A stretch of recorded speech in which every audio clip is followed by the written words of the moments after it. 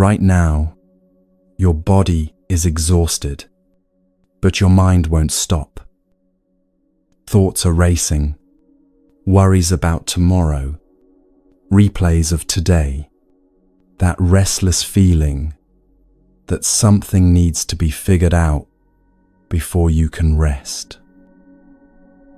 You've tried everything, counting breaths, forcing your mind blank, telling yourself to relax. Nothing works because you're approaching this backwards. The Buddha discovered something 26 centuries ago that changes how you understand what's happening right now. Your mind isn't broken.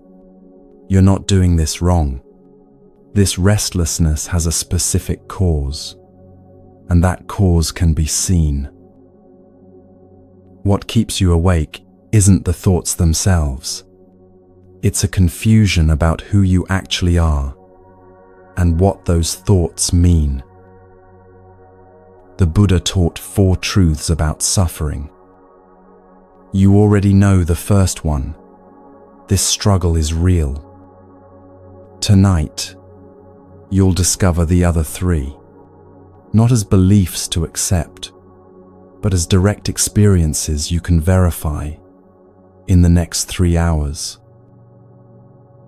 You'll see what's actually causing the restlessness. You'll understand why it persists even when you're trying to let go. And you'll experience something the Buddha called cessation, the moment suffering stops, not because you forced it, but because you finally saw what was creating it. This isn't relaxation. This is freedom. Settle in however you are, lying down, sitting up, eyes open or closed. What matters is that you're willing to see what's true. Let's begin with what the Buddha saw first.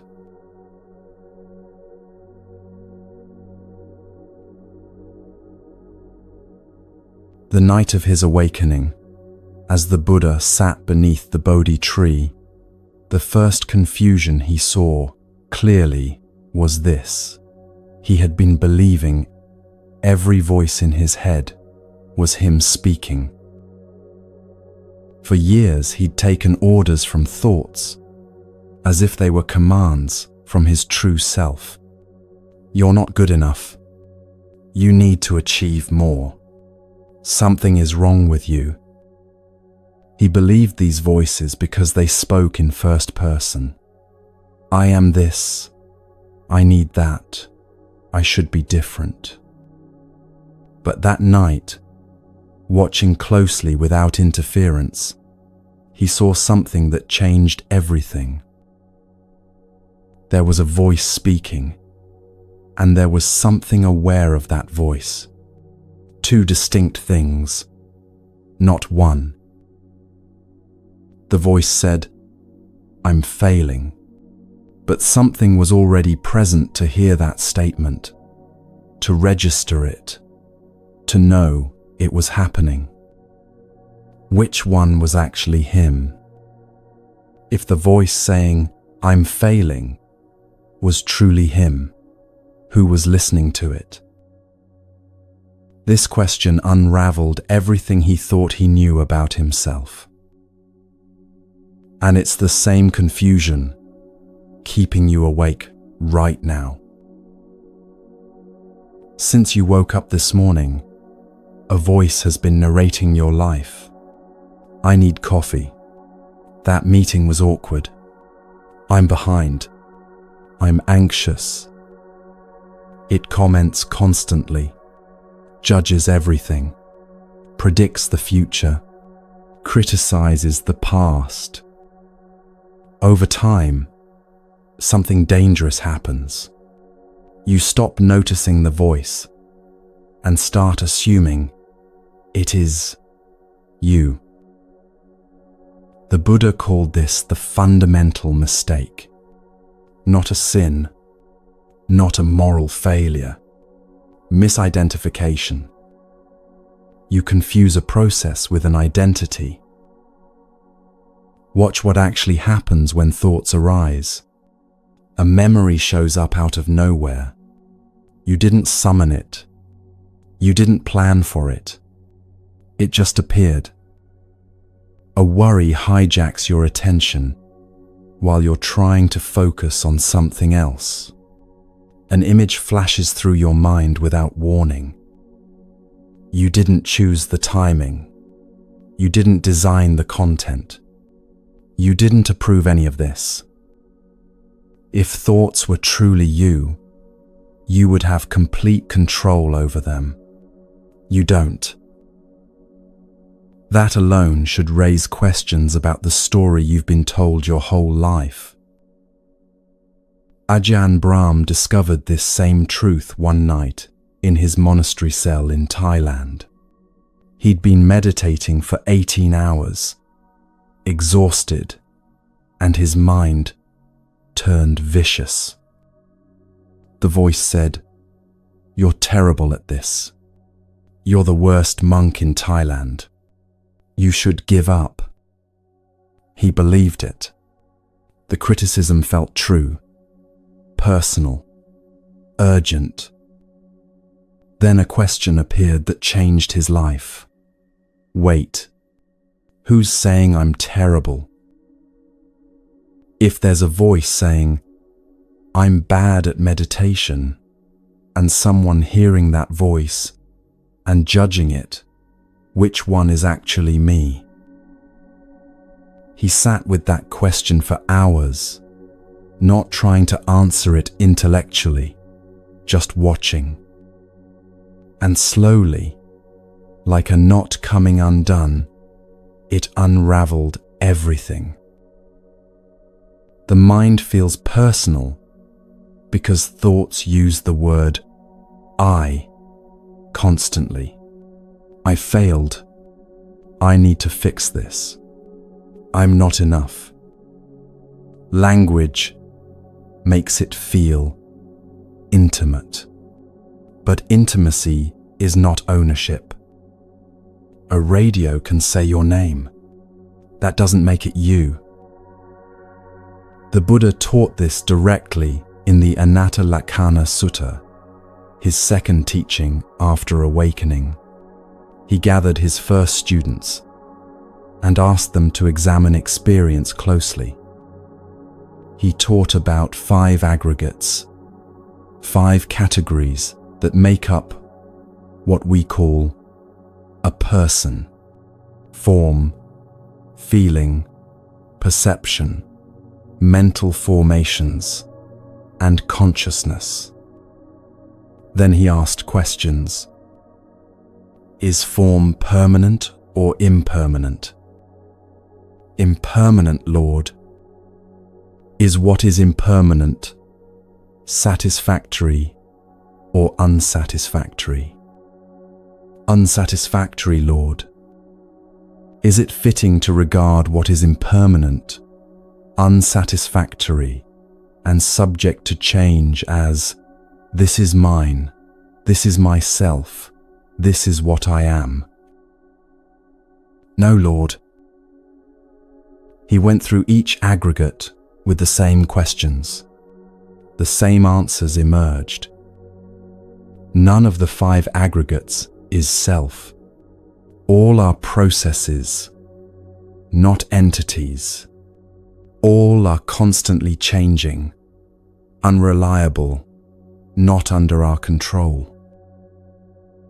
This isn't philosophy meant to be believed. It's observable reality meant to be seen. Your body changes every moment. Cells die and regenerate. The form you had as a child is completely gone.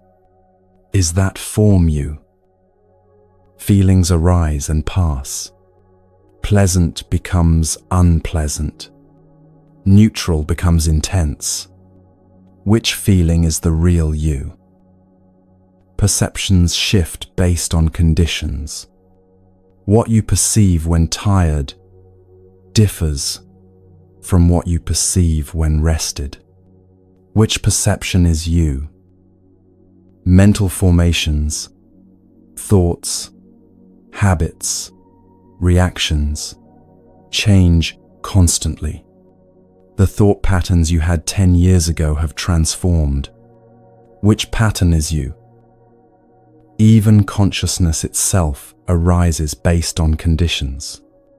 It requires an object to be conscious of. It fluctuates between clear and foggy. Can that be you? The Buddha wasn't teaching nihilism. He wasn't saying you don't exist. He was saying, what you call you is a process, not a thing. And at night, this truth becomes impossible to ignore. When you lie in bed trying to rest, thoughts speed up. Everyone experiences this. The moment you want your mind to be quiet, it becomes loud. I should be asleep by now. What's wrong with me?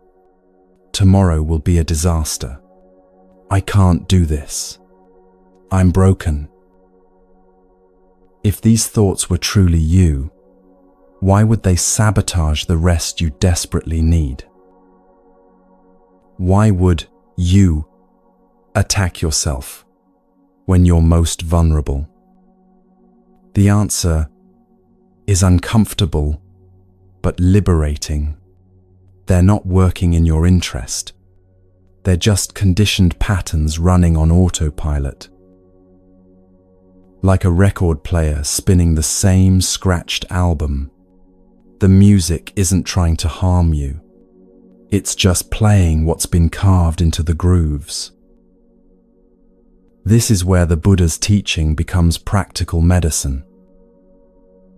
The practice is simple but profound. Notice the difference between the thought and the awareness of the thought. When a sentence appears in your head, "I'll never fall asleep," something is already present to hear that sentence. That awareness doesn't panic when the thought arrives. It doesn't argue with the content. It doesn't add commentary.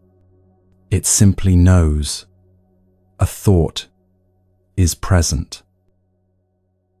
This is directly observable. If you couldn't observe a thought, you wouldn't know it was there. Observation comes first. The thought comes second. Yet most people live as if thoughts come first and create awareness. They believe thinking is what makes them conscious. The Buddha reversed this completely. Awareness is already present. Thoughts appear within it like clouds passing through sky. The sky doesn't become the clouds. The clouds don't define the sky. Before sleep, you can experience this directly. A thought arises. Tomorrow will be terrible. Your usual pattern is to follow that thought immediately. Yes, the meeting is at 9. I'm not prepared. They'll notice. I'll fail. One thought spawns 10 more. Soon you're fully immersed in tomorrow's imagined disaster. But if you catch it early, if you see the first thought as a mental event rather than a fact, something shifts. Tomorrow will be terrible is recognized as a sentence passing through consciousness, not a prophecy, not truth, just language arising based on fatigue, habit, fear. The content may still be unpleasant. The worry might still feel real, but its authority weakens. It no longer feels like a prediction you must prepare for. It feels like weather moving through. This is why Buddhism teaches you not to fight thoughts. Fighting assumes they have power that must be defeated. Resistance feeds the loop. The mind interprets your resistance as evidence that the thought is important, dangerous, true. What you allow to be seen without reaction gradually loses energy. What you argue with multiplies and strengthens. This becomes especially clear at night. The more you try to force sleep, the more alert your mind becomes. The more you try to shut the voice up, the louder it gets. Why? Because forcing and shutting up are forms of fighting, and fighting keeps the nervous system engaged. The Buddha discovered something radically different. When you stop treating thoughts as commands that must be obeyed or enemies that must be defeated, they lose their grip naturally. Not through your effort, through clear seeing. A thought says, "You'll never fall asleep."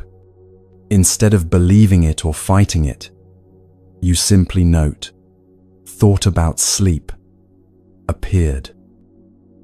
No agreement, no rejection, just recognition. Something subtle but powerful happens with repetition. The brain learns that thoughts are not emergencies requiring immediate response. Anxiety drops because anxiety is fueled by believing thoughts, not by thoughts themselves.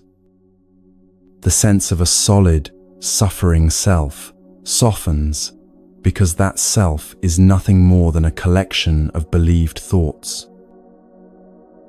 Self-hatred weakens because it depends entirely on taking internal criticism literally. The awareness that notices all of this, that sees thoughts arising and passing, that watches the whole show without getting lost in it, remains steady. Thoughts are frantic, repetitive, contradictory. Awareness is quiet. It doesn't rush ahead to tomorrow or back to yesterday. It doesn't need reassurance or validation. Buddhism points you to this, not as mystical experience, but as practical anchor. When you rest as the awareness, rather than as the thought stream, sleep comes naturally, not because you made it happen, because there's nothing left to manage. This is what the Buddha meant by anatta, not that you don't exist, but that what you've been calling you is actually a process you can observe. And in that observation lies the end of a particular kind of suffering, the suffering that comes from taking every thought personally, from believing every voice in your head is you speaking. Tonight, as thoughts arise before sleep, you have the opportunity to see this directly.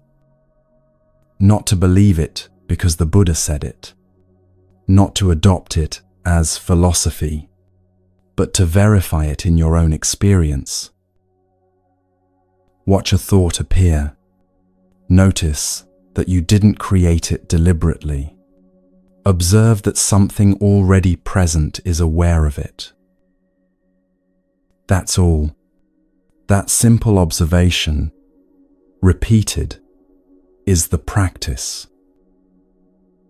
The voice will still talk, but you'll stop living inside the commentary. You'll stop letting every sentence define you.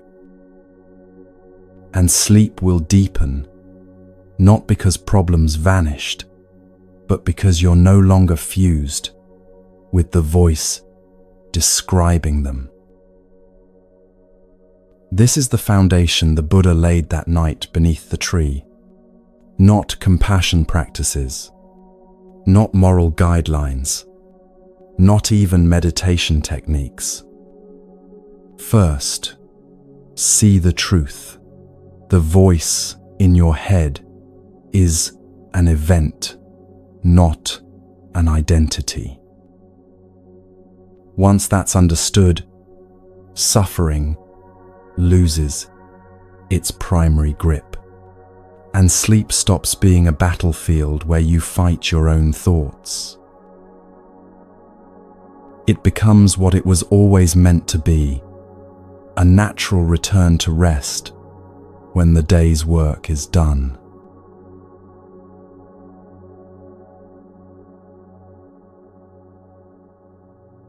Ajahn Chah once told his students about a monk who came to him in distress. The monk had been practicing meditation for years, but every night was torture. "Master, I lie down exhausted, but my mind won't rest. It races through tomorrow's schedule, replays today's mistakes, plans, conversations that haven't happened yet. I've tried everything, counting breaths, repeating mantras, forcing my mind to be still. Nothing works." Ajahn Chah smiled. "What is your mind doing right now as you tell me this?" The monk paused. "It's wanting you to give me a solution, wanting you to fix this problem. And if I give you a solution, then I'll finally be able to sleep." Ajahn Chah laughed gently. "You see, right now, in this moment, your mind is doing exactly what keeps you awake at night. It's reaching for something that isn't here. It's demanding that this moment give you something it can't give you yet." The monk looked confused. This reaching, this demanding, the Buddha called it tanha, craving, and it's not what you think it is. Most people hear the word craving and think of addiction, intense desire, wanting things you shouldn't want. But tanha is far more ordinary and far more pervasive than that. The Buddha taught that craving is simply wanting this moment to be different than it is. Right now, lying in bed, your body is tired, ready for sleep, but your mind is somewhere else entirely. It's in tomorrow's meeting, trying to control how it will unfold. It's in today's conversation, trying to rewrite what was said.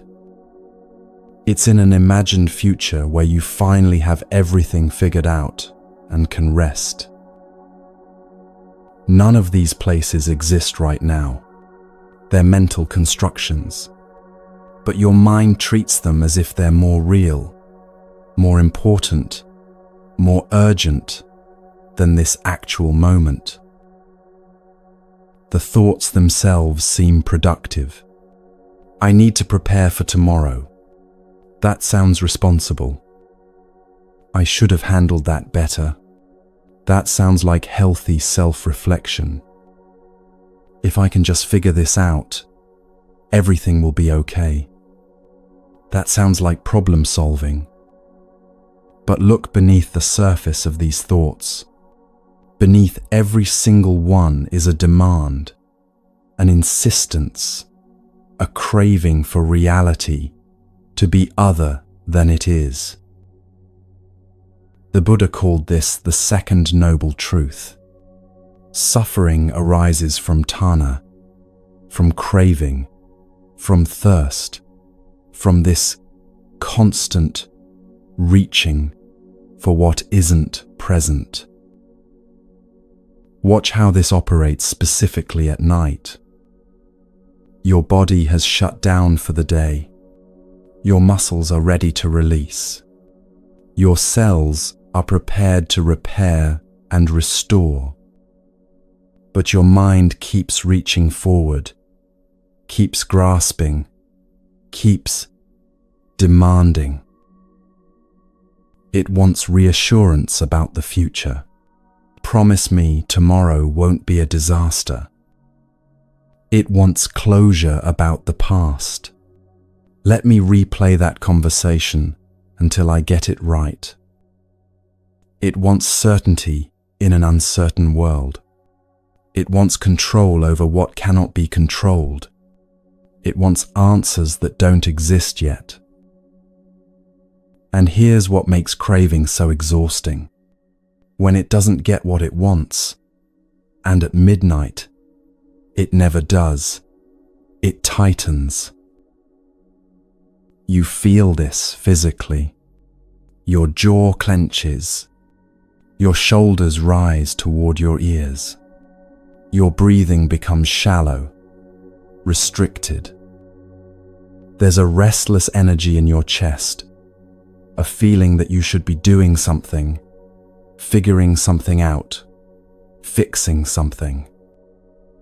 You're lying down, but you're not resting. You're lying down while still running. The Buddha observed something crucial about craving. It promises relief, but never delivers it.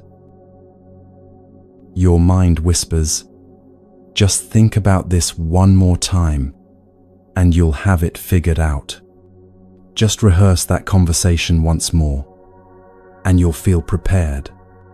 Just plan tomorrow perfectly, and then you can relax."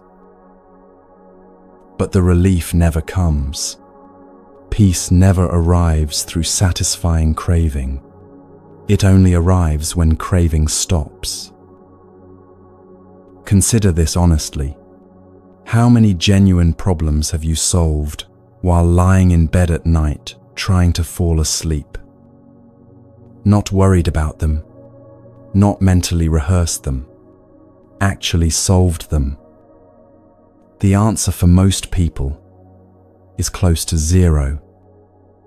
The problems that got resolved happened during daylight hours, when you had access to action, to resources, to other people, to the actual circumstances that needed addressing.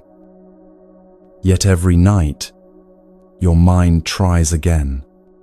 Not because this strategy works, because craving is relentless in its promise that this time will be different. This time, if you just think about it right, you'll achieve the certainty you're seeking. This time, you'll get the closure you need. This time, thinking will finally bring peace. It's a trap that feeds itself. Each thought pretends to be the last one necessary, but there's always one more, and one more after that. The Buddha's teaching here is precise and uncomfortable. When your mind is racing before sleep, don't get caught in the content of what you're thinking about. That's a distraction. Instead, look at the structure beneath all those thoughts. Look at what your mind is actually demanding. Strip each thought down to its essential craving. I need to figure out what to say tomorrow. Beneath that, craving for control, for certainty, for guaranteed success. I should have said something different today. Beneath that, craving for the past to be different, for a reality that doesn't exist. What if everything falls apart? Beneath that, craving for safety, for protection from all possible harm. Once you see the craving clearly, once you recognize the demand that reality be other than it is, something obvious emerges. No amount of thinking will satisfy it.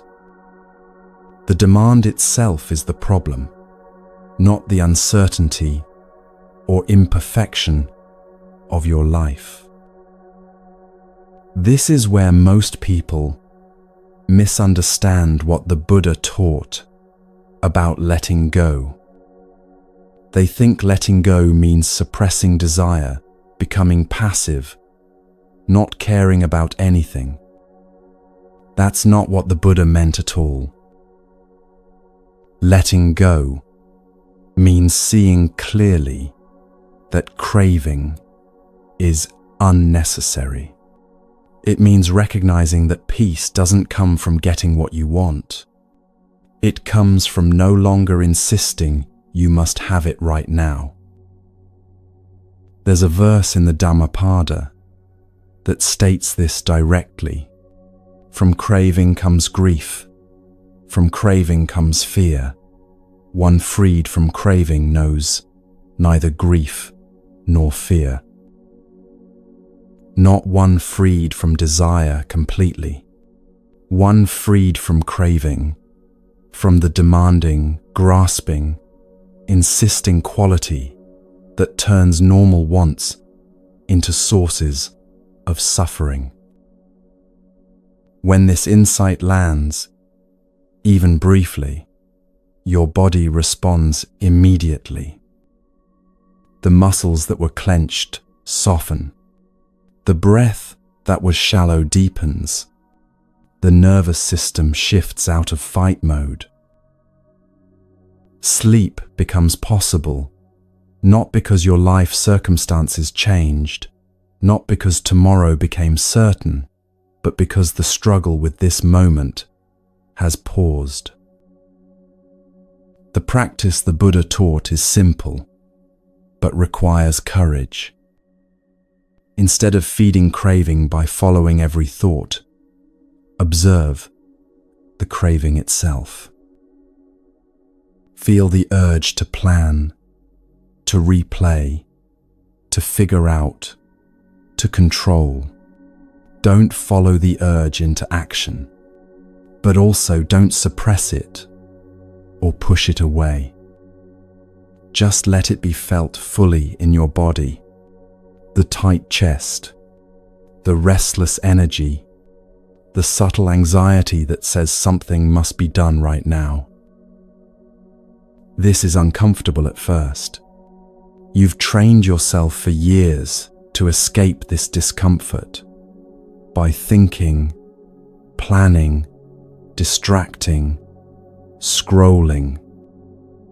But something remarkable happens when craving is allowed to be felt without being acted upon. It burns itself out. Craving cannot survive without movement, without the fuel of your attention, following it into mental rehearsal and problem solving. When you stop feeding it, it weakens naturally. Night after night, if you practice this, your brain learns something it desperately needs to learn. That discomfort doesn't require immediate resolution. That not getting what you want right now is survivable. Eventually, your mind stops panicking at the mere presence of uncertainty. Restlessness decreases because craving loses its credibility, its authority over you.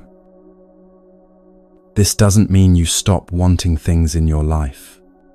You'll still have preferences, goals, desires during the day when action is possible. But you stop demanding satisfaction in moments where it's impossible, and sleep is one of those moments. You cannot think your way into rest. You cannot force peace through mental effort.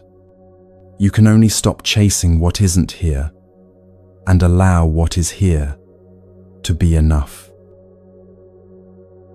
The monk who came to Ajahn Chah understood this finally, not through getting a technique, but through seeing the craving itself. "So there's nothing to do?" he asked. "There's everything to do," Ajahn Chah replied. "Stop doing. That's what there is to do." Tonight, as you lie down and thoughts arise about tomorrow, about today, about everything that needs fixing or figuring out, you have a choice. You can follow the thoughts as you always have, feeding the craving, hoping this time will be different. Or you can see them for what they are, manifestations of Tana, the wanting for this moment to be other than it is. And in seeing clearly, without judgment, without fighting, the grip loosens on its own. Not because you made it happen, but because craving cannot survive in the light of clear seeing.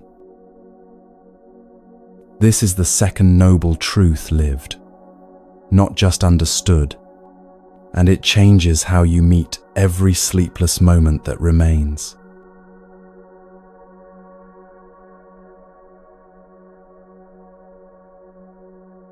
A student once came to Thich Nhat Hanh in distress. "Teacher, I need help with my anger. It keeps coming back no matter what I do. I meditate. I practice mindfulness, but the anger returns. How do I deal with my anger?" Thich Nhat Hanh smiled gently. "Your anger? It's already gone." The student looked confused. "No, it's still here. I feel it." That was different anger. And now that one's gone too, what you're calling my anger is a constantly changing stream. There's no solid thing to deal with. The student sat quietly, processing this. Then slowly, something shifted in his face. "So I don't have to fix my anger. I just have to stop holding it in place?" "Yes," Thich Nhat Hanh replied. "Impermanence is already doing the work. You're just interfering." This is Anicca, the Buddha's teaching on impermanence. And it's not a comforting idea you tell yourself when things are hard. It's a tool that dismantles suffering at its root. The reason thoughts disturb you so deeply at night isn't because they're inherently painful. It's because you believe they'll last. Your mind assumes permanence by default. It treats temporary states as if they're permanent conditions. A bad mood feels like a condition you're stuck with, not a weather pattern passing through. Anxiety feels like a state that defines you, not a temporary surge of nervous system activation. A mistake you made today feels like a permanent stain on who you are, not a moment that's already receding into the past. This assumption that what you're experiencing now will continue quietly drives panic and resistance. Before sleep, this becomes painfully obvious. A memory appears from earlier today, and your body reacts as if it's happening again right now. Your heart rate increases. Your muscles tense. The memory is just an image in your mind, but your nervous system treats it as a present threat. A worry about tomorrow surfaces, and your entire system braces for disaster, as if that imagined future is already unfolding. Why does this happen? Because your mind believes the experience will continue unless you do something to stop it. The Buddha's teaching on impermanence cuts directly through this belief. He asks you to observe something simple but radical. Nothing you experience stays the same, even for a few seconds. Not thoughts, not emotions, not physical sensations, not even your awareness of these things. Everything is in constant motion, whether you like it or not, whether you notice it or not. You don't have to make change happen. It's already happening. Change is the nature of all conditioned things. Lie in bed right now and watch this closely. Don't take my word for it. Observe it directly. A thought appears, maybe a worry about tomorrow. If you don't grab it, if you don't follow it into a mental story, watch what happens to it. It shifts. The sharp edge dulls slightly. The image becomes less vivid. The emotional charge weakens. Within seconds, it morphs into something else, a different thought, a memory, a sensation, or it vanishes entirely, leaving just silence. The same thing happens with emotions. Fear spikes in your chest when you think about that meeting tomorrow. But if you don't feed it with more fearful thoughts, if you just let it be there, it doesn't stay at the same intensity. It pulses, peaks, then gradually dulls, fades, transforms into something softer, less acute. Even physical discomfort fluctuates constantly. That tension in your shoulders you've been carrying all day, if you pay attention to it without trying to change it, you'll notice it's not one solid block of tension. It tightens, then releases slightly, shifts location, intensifies in one spot while easing in another. Everything is moving, changing, flowing. This isn't theory or philosophy. This is observable reality happening in your direct experience right now. The reason most people never notice this is because they interfere immediately. A thought appears, and within milliseconds, you're arguing with it, analyzing it, trying to solve it. An emotion arises, and instantly you're judging whether it's good or bad, appropriate or inappropriate, trying to make it go away or hold on to it. A sensation surfaces, and your mind immediately labels it, "This is tension, I need to relax," and you've already moved away from the actual experience. This interference freezes the natural process of change. It's like grabbing a river and trying to hold it still. The water keeps moving, but you're creating turbulence with your grip. Observation, without interference, lets impermanence, do its work naturally. In the Satipatthana Sutta, the Buddha taught his students to observe the arising and passing away of all phenomena, not to control them, not to improve them, just to see clearly that everything arises, exists briefly, and passes away. This is why the Buddha called impermanence a tool, not just a concept to understand.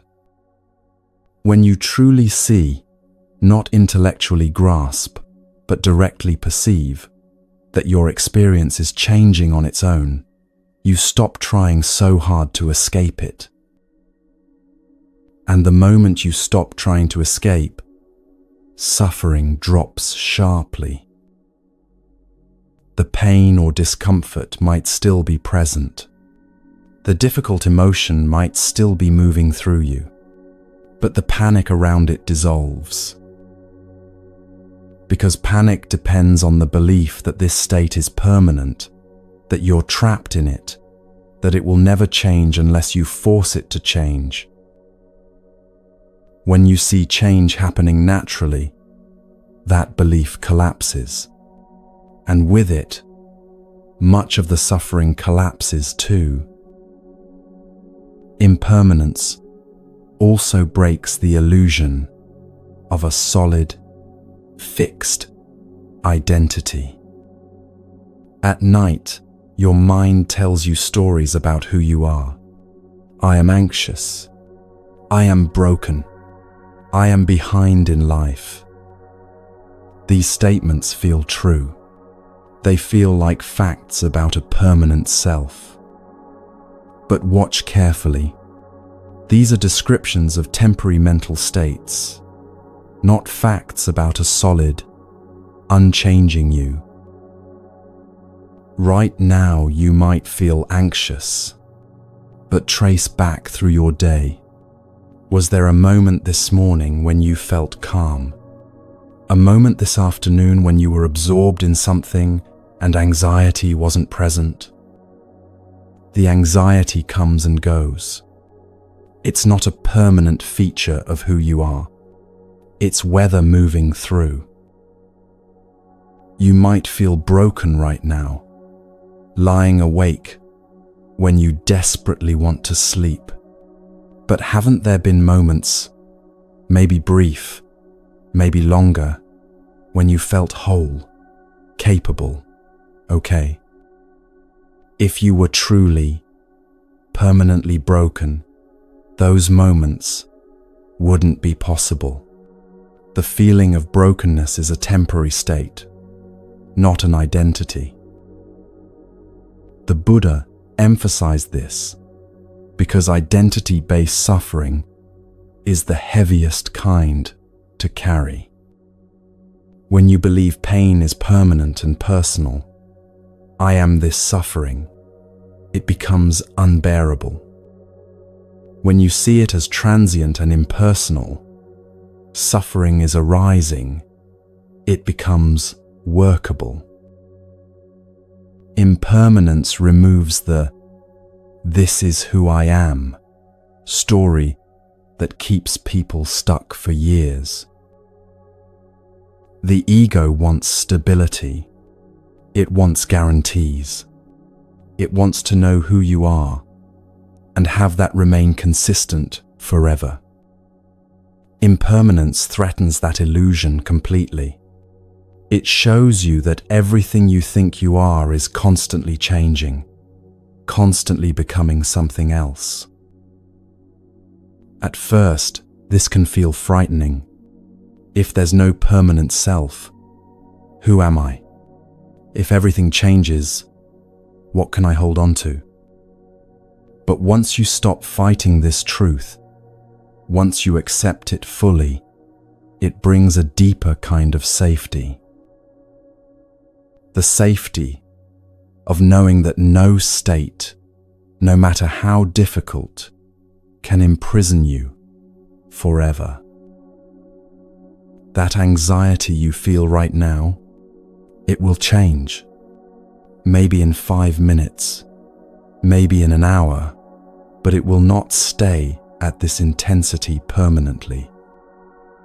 That feeling of being stuck, behind, not enough, it's already different than it was when you first lay down tonight, and it will continue to change as the night unfolds. Before sleep, the practice is not to repeat, "This will pass," like a mantra you're trying to believe. That turns impermanence into hope, which is still a form of craving, still wanting the moment to be different than it is. Instead, observe passing directly as it happens. Feel your breath change. One breath is shallow, the next slightly deeper, the one after that somewhere in between. No two breaths are exactly the same. Notice the gaps between thoughts. They're not uniform. Sometimes a gap lasts a second, sometimes longer. Sometimes thoughts arise so quickly, there seems to be no gap at all. But even that rapid-fire quality changes. Sense how physical sensations flicker rather than hold steady. That pressure in your chest isn't constant. It pulses, shifts location slightly, changes intensity moment by moment. This simple observation creates patience without any effort on your part. You stop rushing experiences toward resolution because you can see they're resolving themselves naturally. You stop demanding relief on your timeline because you're watching relief emerge in its own time as each difficult moment transforms into the next moment, which is always at least slightly different. You let time do what it already does best, end things. Over multiple nights of practicing this, just watching change happen, without interfering, something profound occurs. Your mind stops catastrophizing temporary states. A bad day no longer defines your entire life. It's seen as what it is. One day, already receding into the past, already different than it was hours ago. A restless night doesn't become evidence of personal failure or permanent insomnia. It's one night among thousands, and it's already changing, even as you lie there. You develop trust in change itself, not optimism that everything will get better. That's still wanting things to be different, but trust that nothing stays the same, that movement is constant, that even the hardest moments are already on their way to becoming something else. This trust changes how you fall asleep fundamentally. You no longer panic when difficult thoughts appear because you've seen them fade so many times before. You know they're temporary visitors, not permanent residents. You no longer tense up when uncomfortable emotions arise because you've watched them transform and dissolve over and over. You trust their impermanent nature. Before sleep, impermanence is always available as a refuge. You don't have to create calm or force peace. You only have to watch change, doing what change does, naturally. The Buddha taught that this practice alone, simply seeing impermanence clearly, in your direct experience, can lead to liberation. Not because impermanence is a comforting thought, but because seeing it directly undermines the beliefs that create suffering, that pain is permanent, that states are solid, that you are trapped. None of these beliefs survive contact with reality when you're actually paying attention. Tonight, as you lie there and thoughts arise, emotions surge, sensations pulse through your body, you have a choice. You can treat them all as solid problems that need solving, permanent states that need escaping, fixed aspects of who you are that need changing. Or you can watch them the way you'd watch clouds moving across the sky, acknowledging they're there, noticing their shapes and textures, and seeing clearly that they're already becoming something else, already on their way to somewhere new. This watching is not passive resignation. It's active engagement with reality as it actually is, rather than, as your fear tells you, it will remain forever. And in that engagement, suffering loses the foundation it needs to persist, because suffering requires you to believe in permanence. It cannot survive when you see clearly that everything, including suffering itself, is changing moment by moment by moment.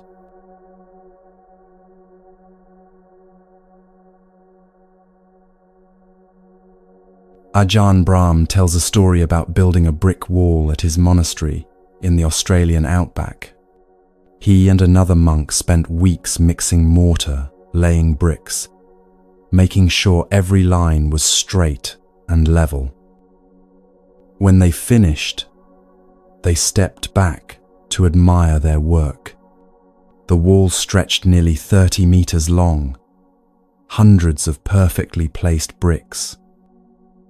Ajahn Brahm felt proud, until he noticed 2 bricks near the middle that weren't quite aligned. 2 bricks out of hundreds, barely visible unless you were looking for them. But once he saw those 2 imperfect bricks, he couldn't see anything else. His eyes went straight to them every time he walked past the wall. For weeks, those 2 bricks consumed him. We should rebuild that section. People will notice. It's not good enough. His teacher finally said, "Ajahn Brahm, you built a wall with hundreds of good bricks, but all you see are 2 bad ones. When are you going to let those 2 bricks go and see the beautiful wall you actually built?" That question changed everything for him, because he realized he wasn't just doing this with walls. He was doing it with his entire life.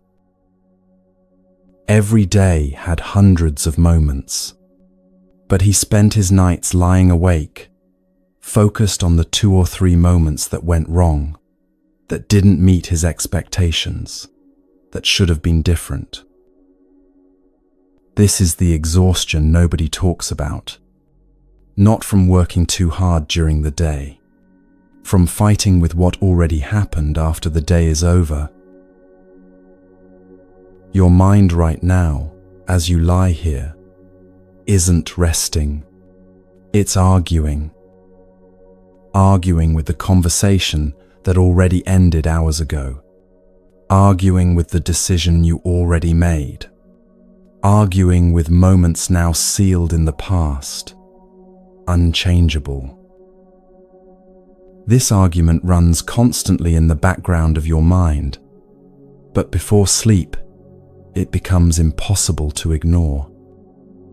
During the day, you can distract yourself with tasks, with movement and activity. But at night, when your body is still, the argument becomes loud. It sounds like self-reflection. Let me think through what happened today. It sounds like preparation. I need to figure out how to handle this better tomorrow. But look closer at what's actually happening. You're not reflecting. You're replaying the same scene over and over, trying to make it come out differently. You're not preparing. You're rehearsing conversations with people who aren't there, in situations that don't exist yet. This is resistance. The refusal to let reality be what it is. The Buddha made a distinction that most people miss. Pain is unavoidable. Resistance is optional. A difficult thing happened today. That's pain. It hurt when it happened. That's part of being human, part of being alive. But now, hours later, lying in bed, you're creating new suffering by refusing to accept that it happened the way it happened. The event itself isn't hurting you anymore. What's hurting you is the mental war you're waging against it. This war consumes enormous energy, energy that your body desperately needs for rest, for repair, for restoration. That's why sleep doesn't always fix the exhaustion you feel. You can sleep for 8 hours and wake up still tired because you spent those hours trying to fall asleep while simultaneously fighting with reality. Notice how resistance lives in your body right now. Your jaw is tight, clenched, as if you're holding something in your teeth that you won't let go of. Your shoulders are raised, tense, as if you're bracing for impact from something that already passed. Your breath is shallow, restricted, caught in your upper chest, instead of dropping deep into your belly. This is the posture of someone ready for battle. But there's no battle to fight right now. The day is over. The only fight happening is the one in your mind. Sleep requires surrender, not giving up on life, but giving up on changing what's already happened. Resistance keeps your nervous system in alert mode, signaling danger when there is none. Many people confuse acceptance with approval, and this confusion keeps them trapped in resistance. They think, if I accept that this happened, I'm saying it was okay. I'm being weak. That's not what acceptance means in Buddhism. Acceptance simply means you stop denying what already exists. You acknowledge what is true. This thing happened, in this way, at this time. You can acknowledge that a conversation was unfair without spending the night mentally redoing it. You can recognize that something was painful without forcing yourself to be okay with the pain. You can see that someone acted badly without replaying the scene endlessly. The event itself, that's reality. The endless replaying, revising, re-arguing, that's resistance. And resistance is what drains you. Imagine you had a difficult conversation today. Someone said something that hurt. Your response wasn't what you wished it had been. That conversation happened. It unfolded in a particular way. Those words were spoken. That's the reality of what occurred. But now, lying here, your mind is replaying it, I should have said this instead. If only I'd responded that way. Each replay burns energy. Each mental revision attempts to change an unchangeable past. Fighting with it is like standing in your living room, arguing with a photograph, trying to make the people in the picture move differently. The Buddha's teaching here is uncomfortable, but liberating. What happened, happened. The only question is, will you let it be what it was, or will you exhaust yourself trying to change it in your mind? Before sleep, try something simple and difficult. Instead of replaying the day, state the facts without commentary. This conversation happened. These words were said. This feeling arose in me. No blame attached. No justification added. No revision attempted. Just simple acknowledgement of what occurred. You may feel a wave of discomfort when you do this. That discomfort is withdrawal from resistance. It's like a muscle that's been clenched for hours, finally releasing. The release itself can be painful at first. That's normal. But beneath the initial discomfort is relief. When resistance drops, even for a moment, your body responds immediately. The muscles in your face soften. Your shoulders drop away from your ears. Your breath deepens naturally, without effort. Your mind becomes less sharp-edged, less cutting toward yourself and others. This isn't a relaxation technique working its magic. This is your nervous system recognizing that the battle is over, that it's safe to stand down. Resistance also feeds identity in ways you might not realize. The story you tell about who you are depends partly on what you fight against. If you spend your nights arguing with how you were wronged, you become someone who was wronged. If you spend your nights revising what you should have said, you become someone who never gets it right.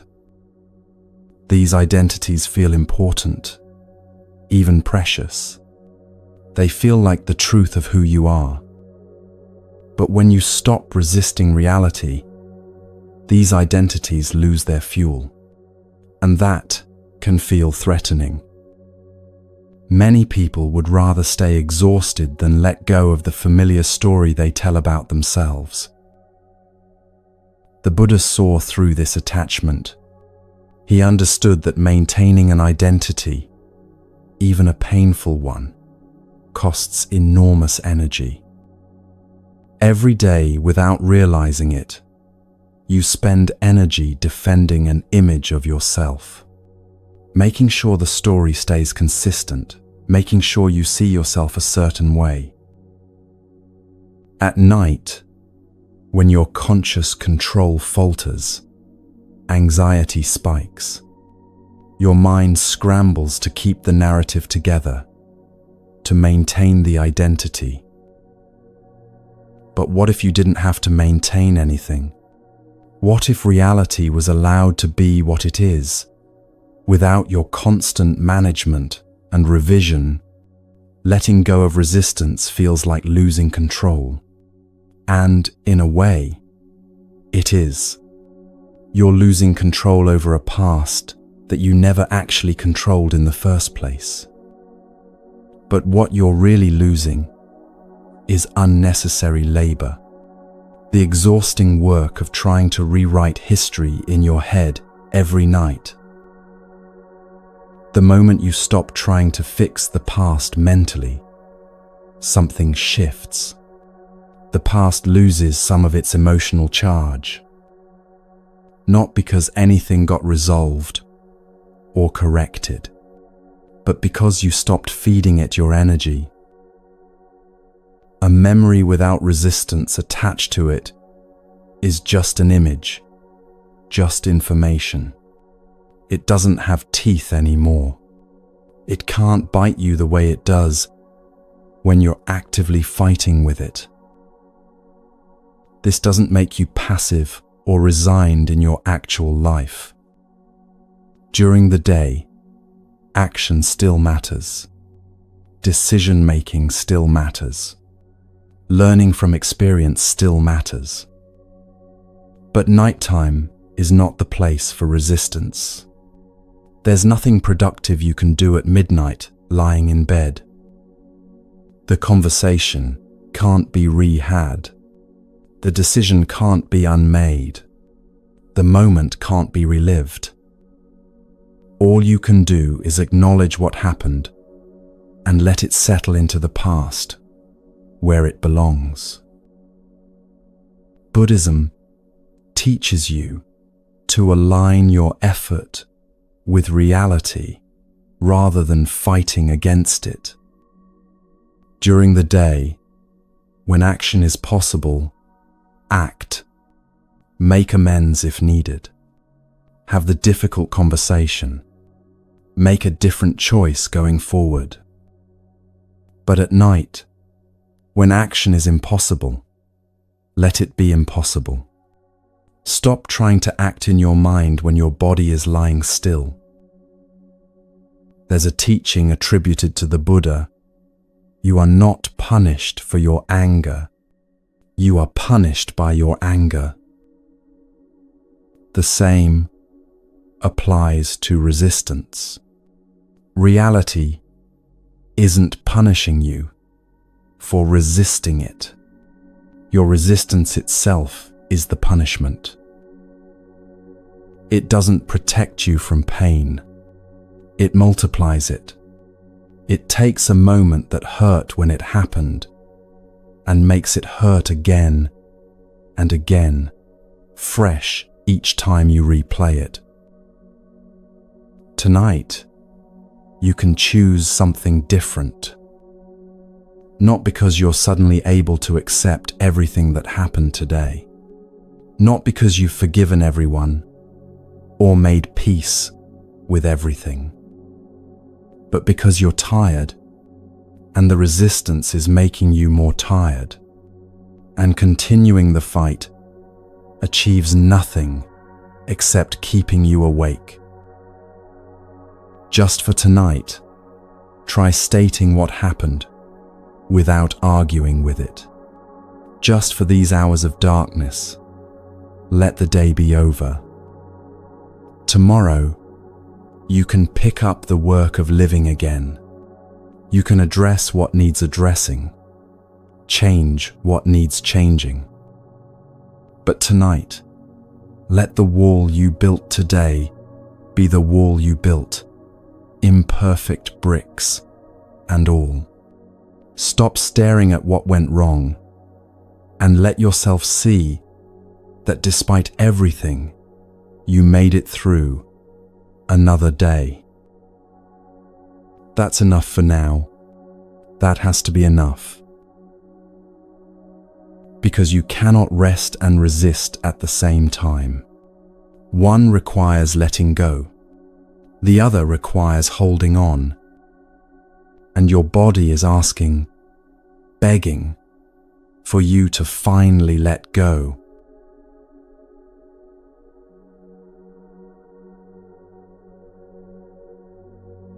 A student once approached the Zen master Linji with a question that had troubled him for years.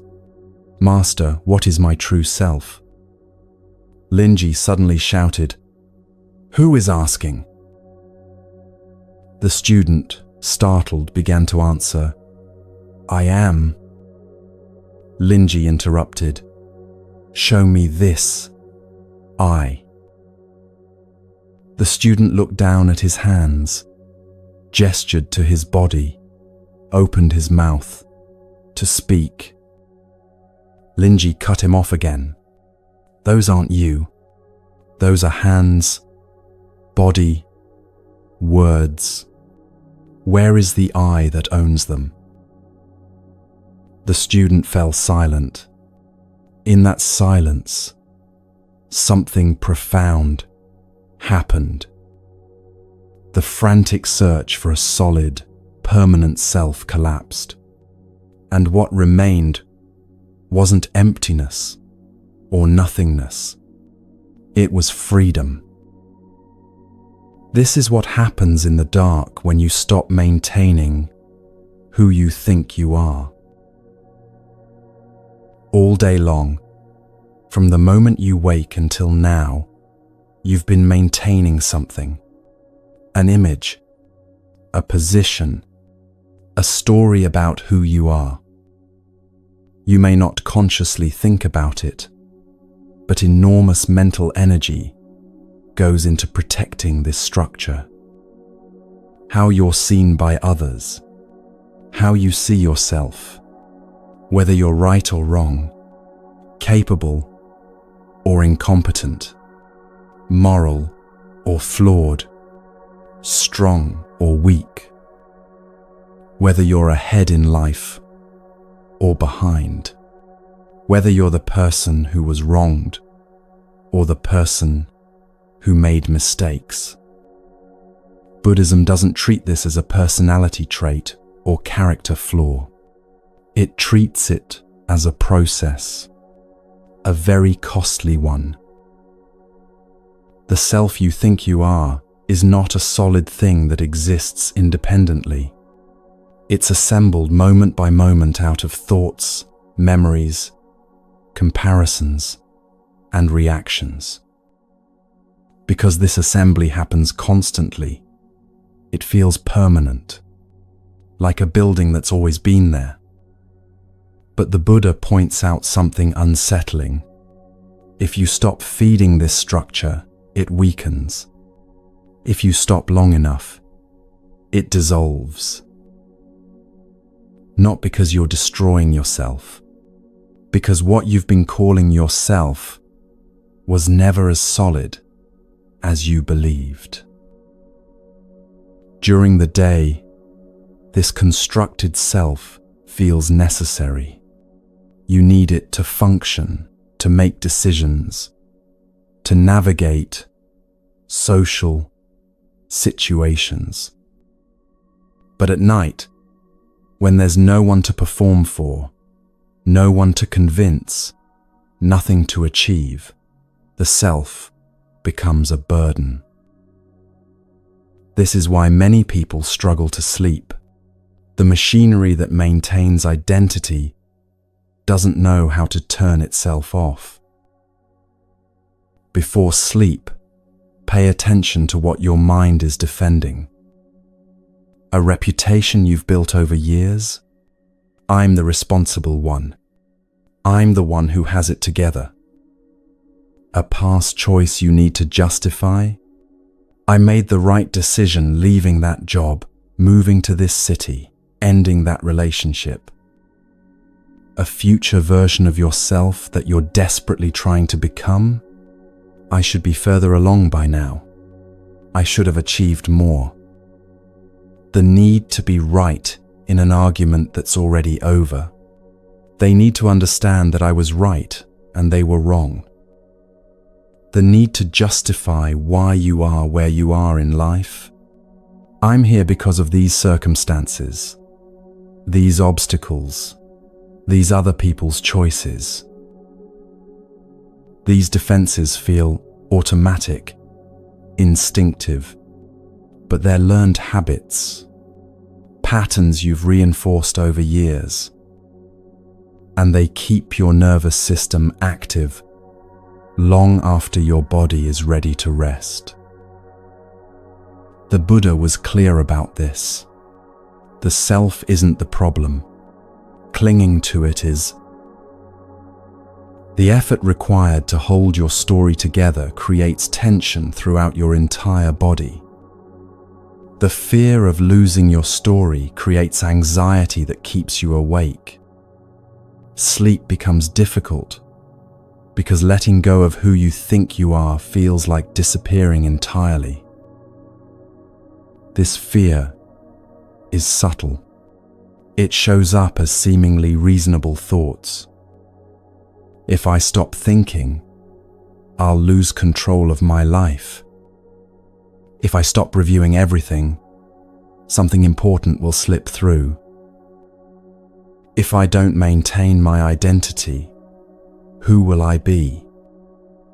But these thoughts aren't about safety or well-being. They're about identity survival. Your mind is protecting a narrative, not your actual welfare. There's a teaching from the Pali Canon where the Buddha spoke directly about this. He said, "Heavy is the burden of the aggregates. The carrier of the burden is the person. Taking up the burden is suffering. Laying down the burden is bliss." The burden isn't life itself. It's the constant carrying of a constructed self through time. At night, this carrying becomes unbearable. Your body is lying still, but your mind is still hauling this weight, still maintaining this structure. Before sleep, the Buddha invites you to try something radical. Drop the role. Not permanently, not forever, just for now, just for these hours of darkness. You don't need to be successful right now. You don't need to be improving or progressing or becoming better. You don't need to be understood or validated or seen correctly. You don't need to be a good person or overcome being a bad person.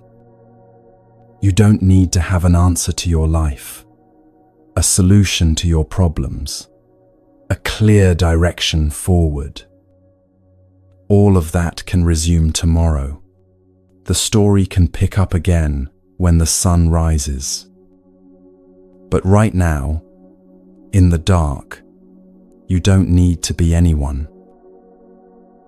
This is harder than it sounds, because the self is addicted to continuity. It wants to exist across time.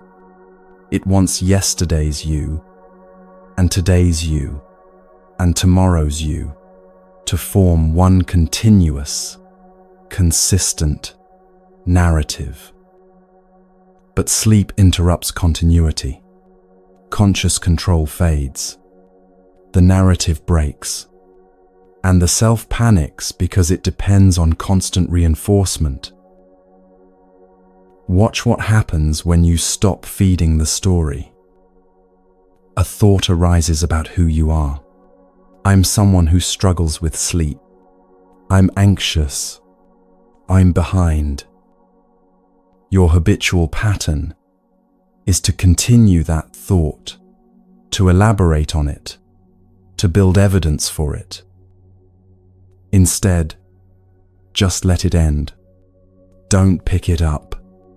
Don't argue with it, or try to replace it with a better thought. Just let it finish and dissolve. There may be a moment of emptiness or disorientation when you do this. That's completely normal. It's the space that was previously occupied by constant self-talk, constant identity maintenance. And in that space, something surprising becomes clear. Awareness remains. You're still here, still present, still conscious. Breathing continues on its own. Your heart keeps beating. Your body knows how to function. You exist without needing a story about who you are. This directly contradicts the mind's deepest fear, that identity is required for existence, that without your story, you'll somehow cease to be. But here you are, aware, breathing, existing without maintaining anything. This recognition is deeply, profoundly relieving. The nervous system relaxes because it no longer has to protect an image, defend a position, or maintain consistency across time. There's nothing to defend in the dark, no audience watching, no scoreboard keeping track, no comparison happening.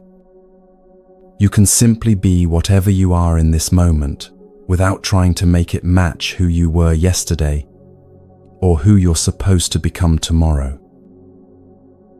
Over time, if you practice this regularly before sleep, something changes about how you relate to yourself during the day as well. You still act, still plan, still care about things, but there's less rigidity, less brittleness. Criticism stings less because you're not entirely identified with the story being criticized. Praise matters less because you're not dependent on it to maintain your sense of self. You recover faster from mistakes because mistakes are just events, not permanent marks on a solid identity. The self you were defending with such intensity becomes more flexible, more fluid, easier to work with.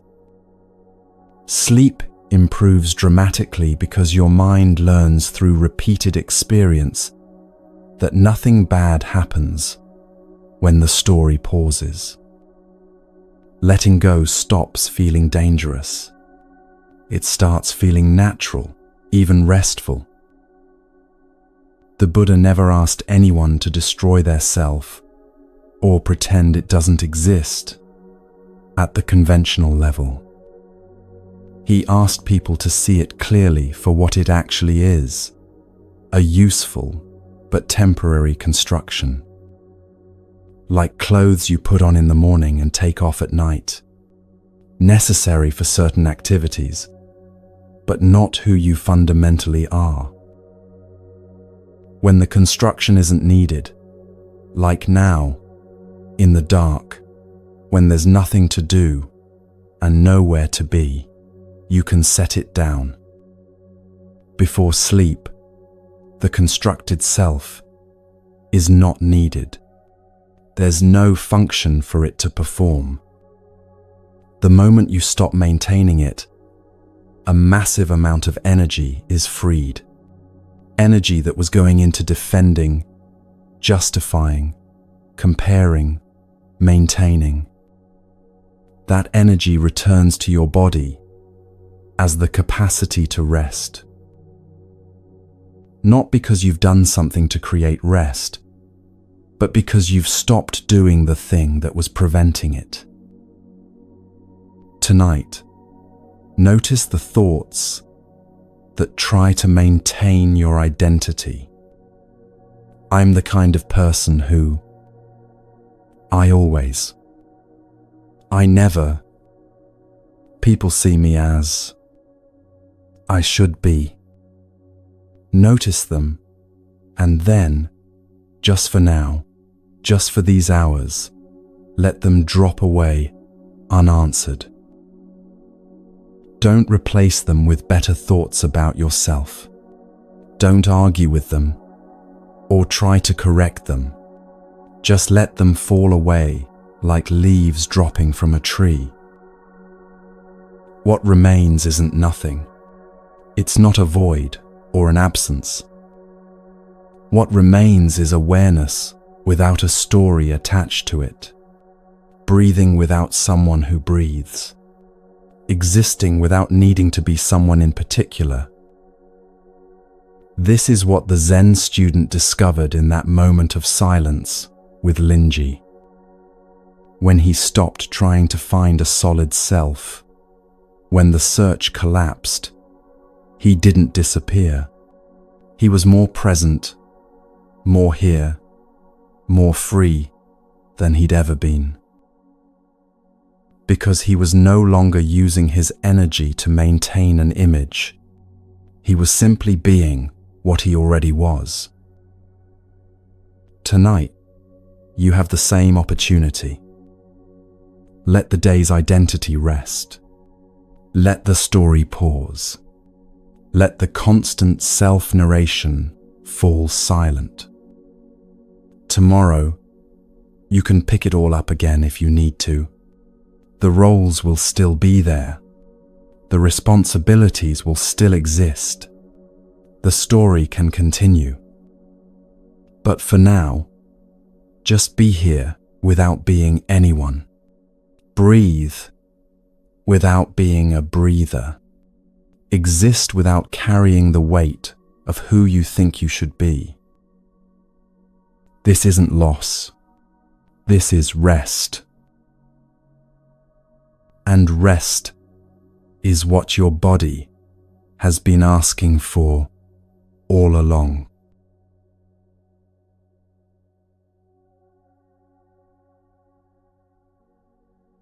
The Buddha once taught using a story about a farmer who was too eager for results. This farmer planted seeds in his field, watered them carefully, and then couldn't wait to see them grow.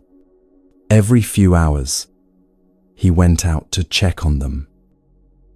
But checking wasn't enough. He dug them up to see if roots were forming. Why aren't you growing yet? Grow, grow. He replanted them, watered them again, then dug them up once more to inspect their progress. Of course, the crops died, not from lack of care, from interference. The wise farmer, the Buddha explained, plants seeds, waters them, provides the right conditions, and then trusts the process. A student asked, "But Master, how do we know the seeds will grow if we're not checking?" The Buddha replied, "You don't make them grow. Growth is already the nature of seeds when conditions are right. Your job isn't to force growth. Your job is to stop interfering. This is what sleep requires. Not force, non-interference." The deepest fear most people carry isn't about dramatic situations. It's about quiet moments like this. The fear of losing control. Before sleep, your mind resists drifting off because drifting feels like disappearing, like letting go of the steering wheel while the vehicle is still moving. Buddhism looks directly at this fear and names it clearly: unnecessary. You've been trained to believe that constant control keeps you safe, planning ahead so nothing catches you off guard, monitoring your thoughts so you don't lose track, thinking through scenarios so you're prepared. Your mind has learned to equate mental activity with protection. Thinking equals safety. Vigilance equals security. So when sleep approaches and control naturally begins to loosen, your mind panics. It floods you with thoughts, memories, concerns, anything to stay in charge. The Buddha doesn't ask you to force surrender. That would just be more control disguised as letting go.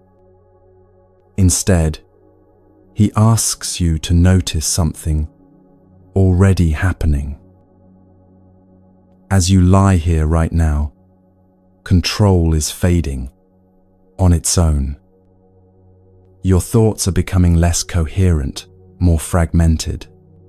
Attention is starting to drift and wander.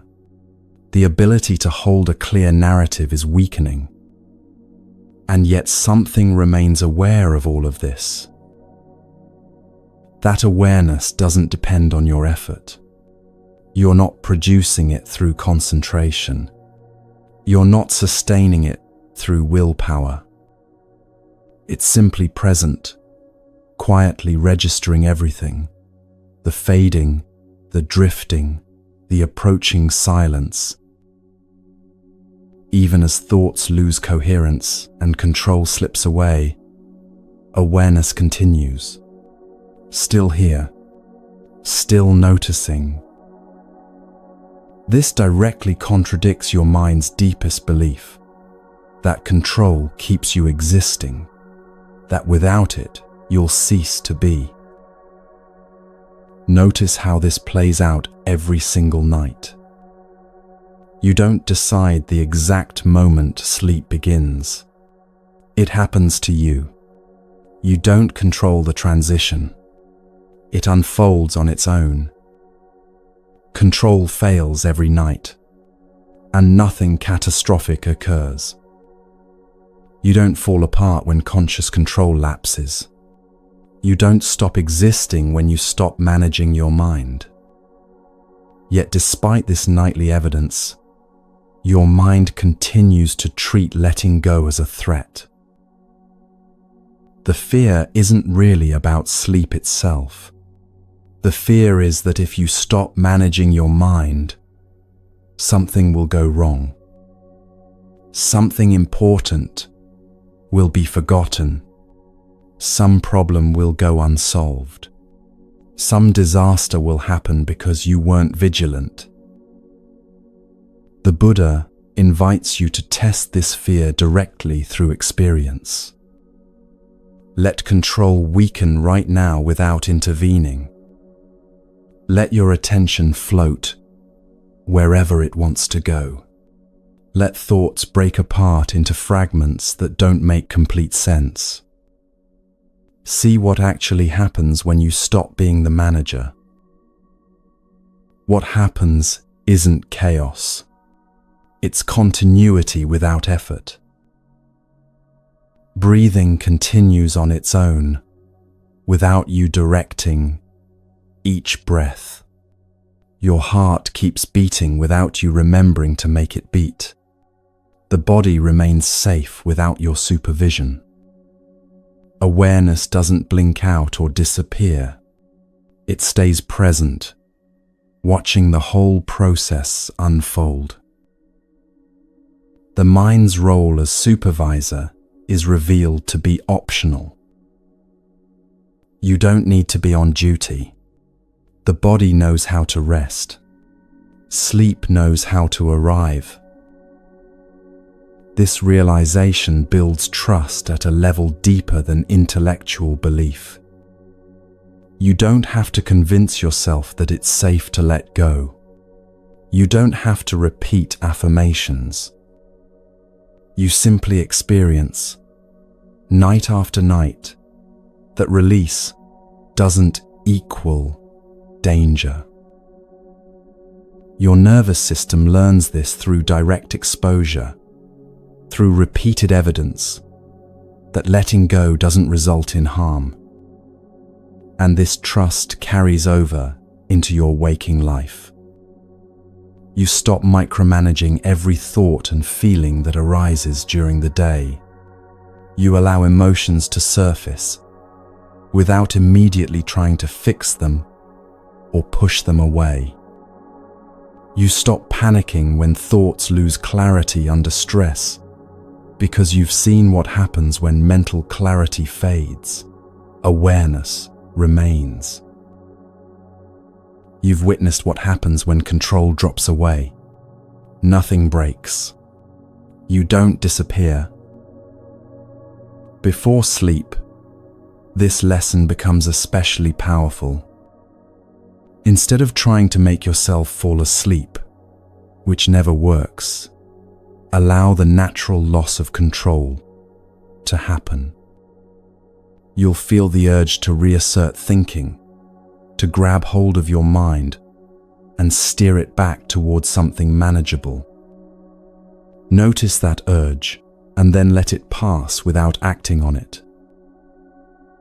Your mind gradually learns that it doesn't need to be on duty all the time, that there are hours when vigilance can rest, when the manager can step down. Many people unknowingly resist sleep because they've learnt to equate letting go with vulnerability.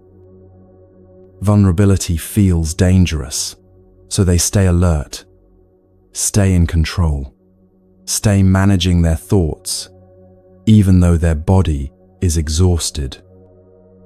Buddhism reframes vulnerability as the natural state of being alive. Every night you release conscious control. Every morning it returns.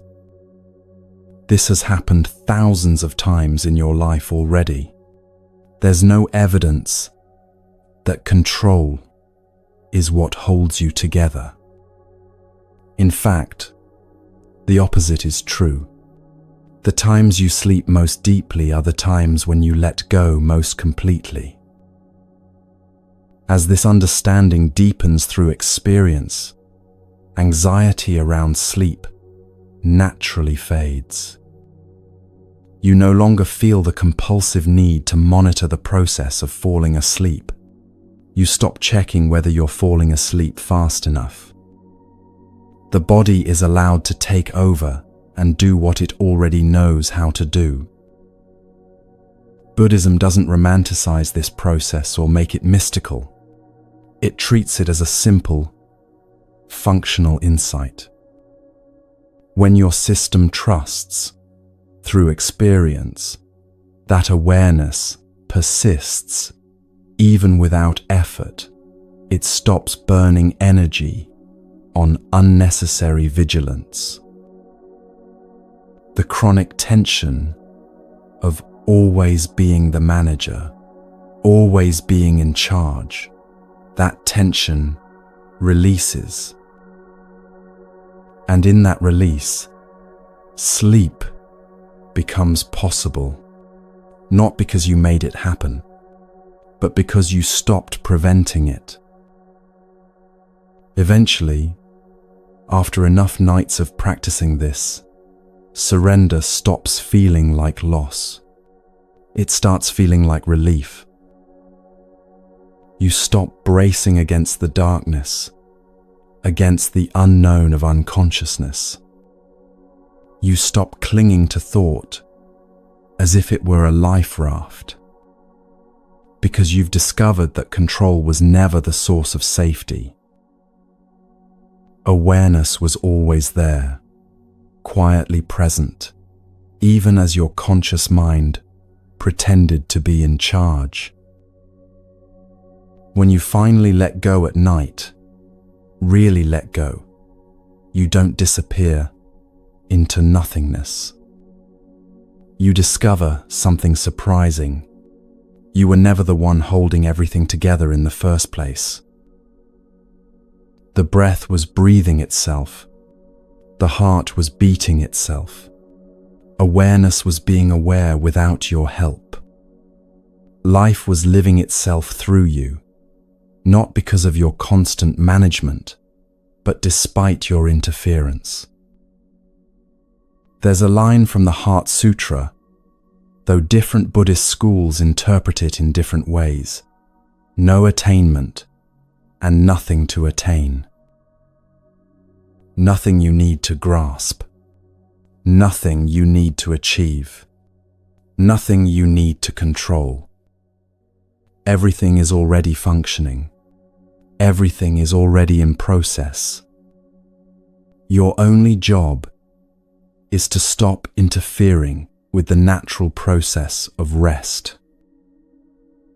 Like the farmer in the Buddha's story, you plant the conditions for sleep: a comfortable position, a quiet space, the end of the day's activities.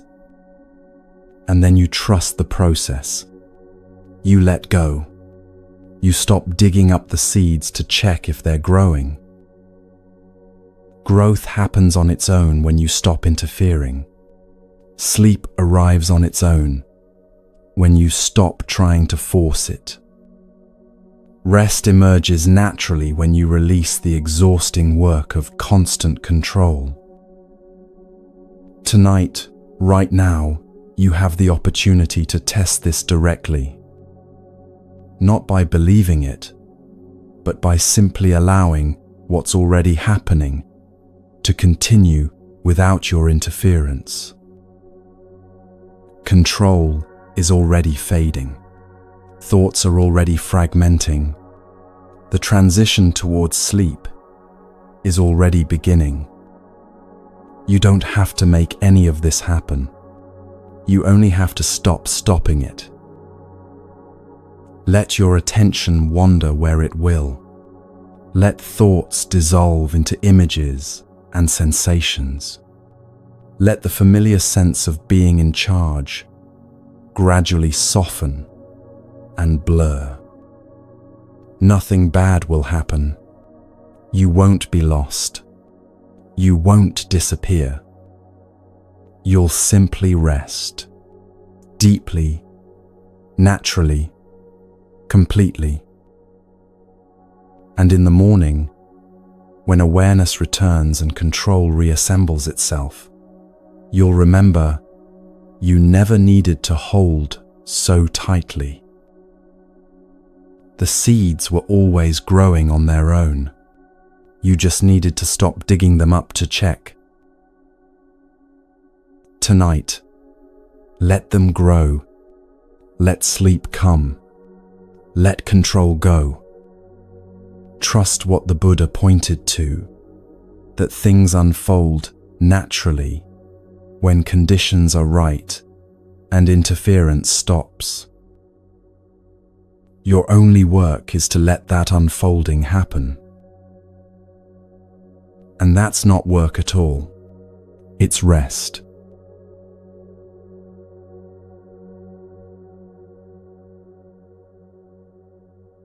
At Plum Village, Thich Nhat Hanh's monastery in southern France, monks practice something every evening that most people never do.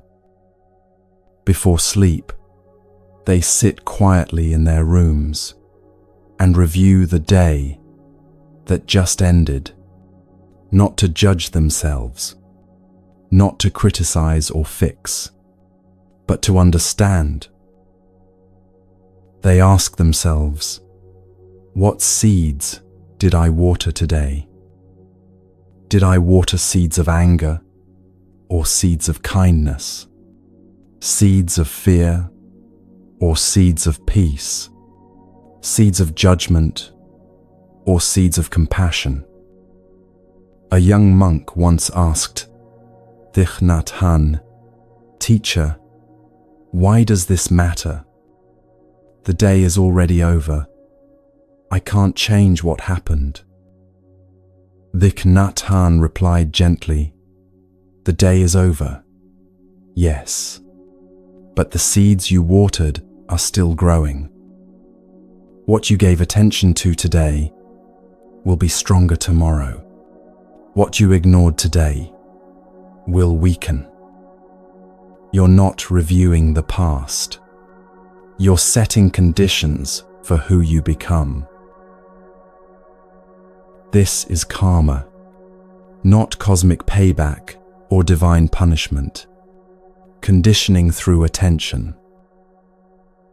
Most people completely underestimate the final moments of the day. They treat them as a collapse into unconsciousness, a passive shutdown where nothing important happens. But Buddhism understands those moments very differently. As a handover, the conscious, effortful mind loosens its grip, and whatever has been repeated, believed, and rehearsed throughout the day sinks deeper into the system. This isn't mysticism or metaphor. It's how conditioning actually works. Your mind doesn't reset when you sleep, like a computer shutting down and starting fresh. It consolidates. Whatever patterns were strengthened before sleep get carried forward into tomorrow. The emotional tones you go to bed with, the unresolved tensions you carry into the dark, the habitual reactions you rehearsed one more time, these don't vanish overnight. They're reinforced. This is why the last mental states of your day matter far more than most people realize. Most nights, the mind feeds itself the same diet without anyone noticing. Replays of conflict from earlier, self-judgment about what you did or didn't do, fear about what tomorrow might bring, regret about opportunities that passed. The problem isn't that these thoughts occur. Difficult thoughts are part of being human. The problem is that they're consumed passively, without awareness, night after night, until they become the background music of your mind. Whatever you repeatedly engage with becomes familiar. Whatever becomes familiar becomes your default state. The Buddha taught that we are shaped by our thoughts. We become what we repeatedly think. Not because thinking has magical power, but because attention is like water. Whatever you water grows. Buddhism approaches this without moral panic or pressure to be positive. It doesn't tell you to force happy thoughts before bed or repeat affirmations you don't believe. That would just add more craving and resistance to an already tired mind. Instead, it teaches something far more effective and honest. Incline the mind toward clarity and non-hostility. Before sleep, you're not trying to improve yourself or become a better person by morning. You're setting conditions. There's a crucial difference here. Improvement implies struggle, force, dissatisfaction with what is. Setting conditions implies alignment, working with reality, providing what's needed for natural growth. You're simply deciding which mental states you'll stop feeding and which ones you'll allow to remain as you drift towards sleep.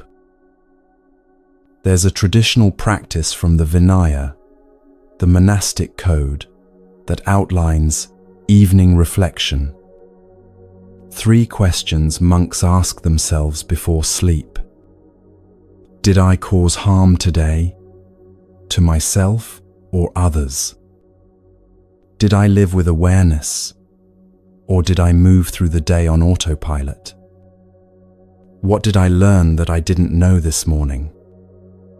These aren't asked to generate guilt or shame. They're asked to generate understanding. When the day is reviewed with honesty and kindness, not harsh judgment but clear seeing, the mind settles naturally. There's nothing left unacknowledged, no unfinished business screaming for attention in the dark. The mind before sleep is especially impressionable because your defenses are low. The analytical layer that protects you during the day weakens. Emotional memory strengthens. This is why bedtime rumination has such a powerful impact on your nervous system and mood. But the same vulnerability that makes negative rumination so damaging can be used skillfully for conditioning toward peace. Notice the tone of your mind as the day ends. Is it harsh toward you, demanding, urgent, and critical? This tone doesn't stay contained in your thoughts. It imprints directly into your nervous system. You go to sleep with that harshness in your body, and you wake up with it still there. Over time, it becomes your baseline way of relating to yourself. Buddhism invites you to end the day without hostility toward your own experience.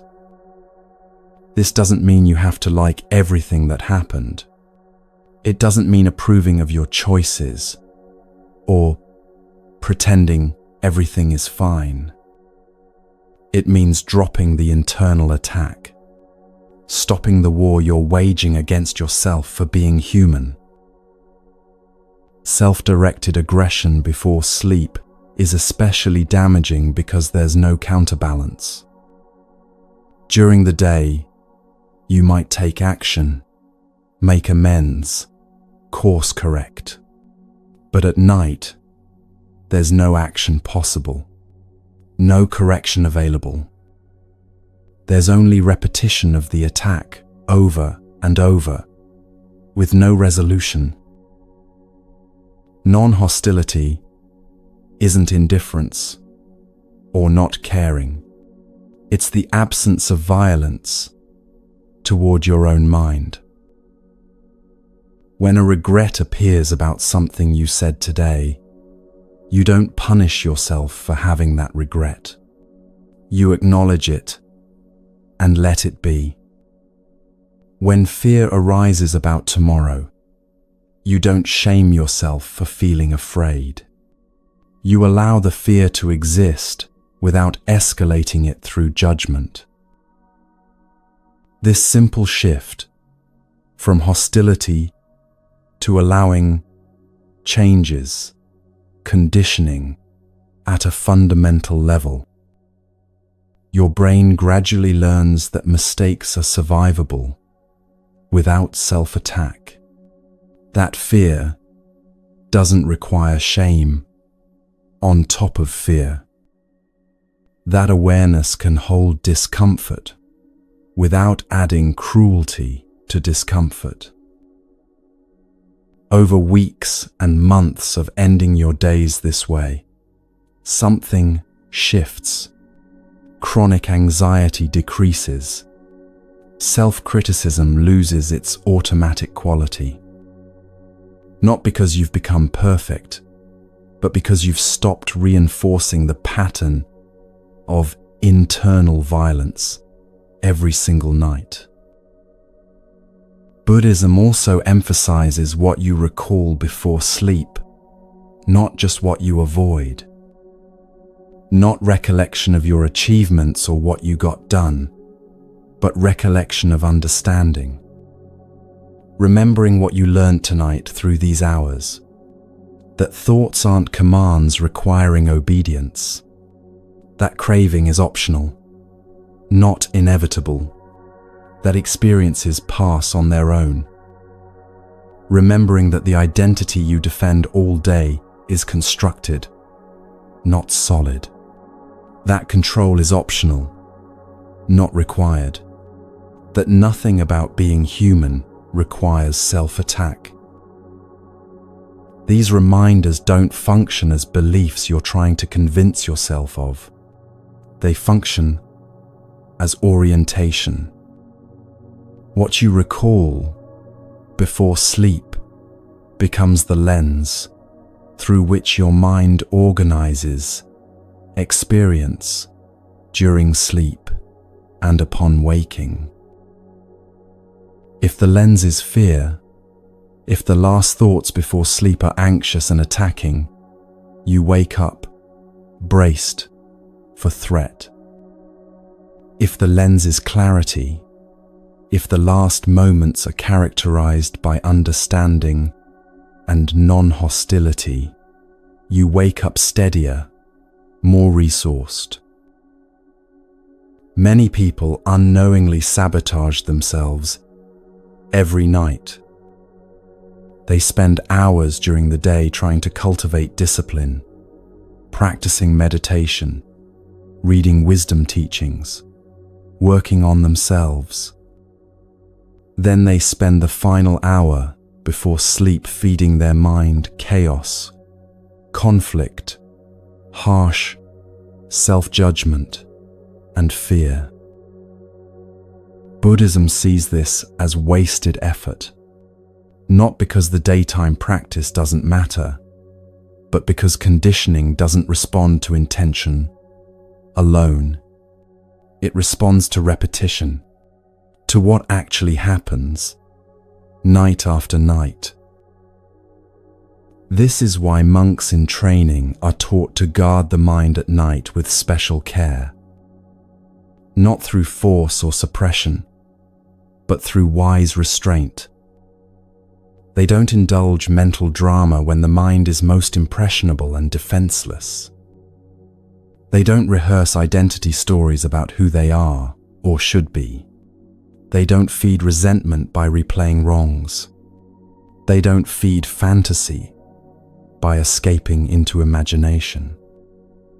They allow simplicity to settle in, just breath, just body lying down, just the natural transition toward rest. Tonight, you have the same choice monks make in their monasteries. You can review your day with the 3 questions. Did I cause harm? Did I live with awareness? What did I learn?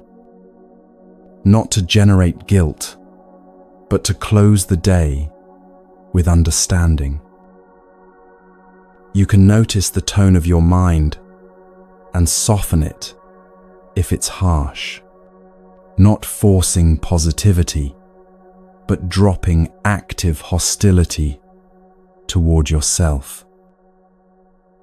You can recall what you understand now that you didn't understand hours ago. The insights about craving, about impermanence, about the constructed nature of self.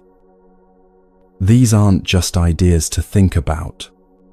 They're seeds you're watering in the final moments before consciousness fades. And what you water now grows while you sleep. Not magically or mysteriously, but through the simple mechanism of conditioning.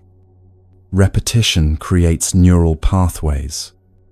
Pathways become habits. Habits become character.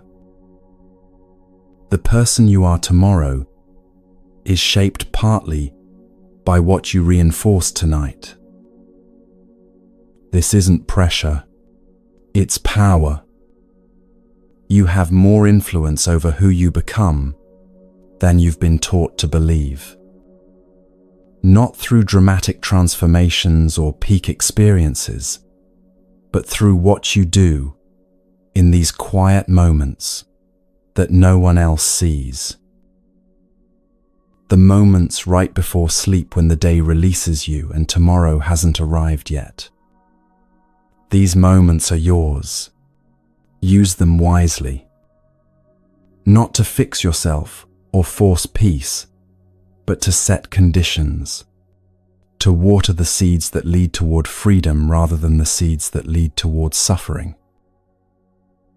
As Thich Nhat Hanh taught those young monks, the day is over, but what you watered is still growing. Choose carefully what grows, not just tonight, but every night. Because over time, those seeds become your life.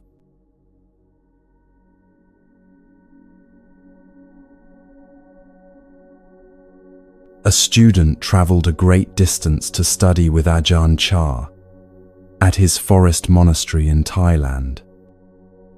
On his first day, eager and full of questions, he approached the teacher.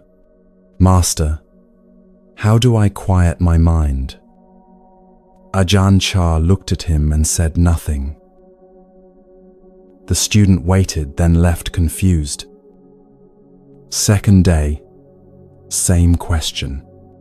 "Master, please, Teach me how to make my mind quiet. Again, silence. By the third day, the student was frustrated. Master, please, I've traveled so far. How do I make my mind quiet? Ajahn Chah finally spoke. Go into the forest. Sit under a tree for 1 hour.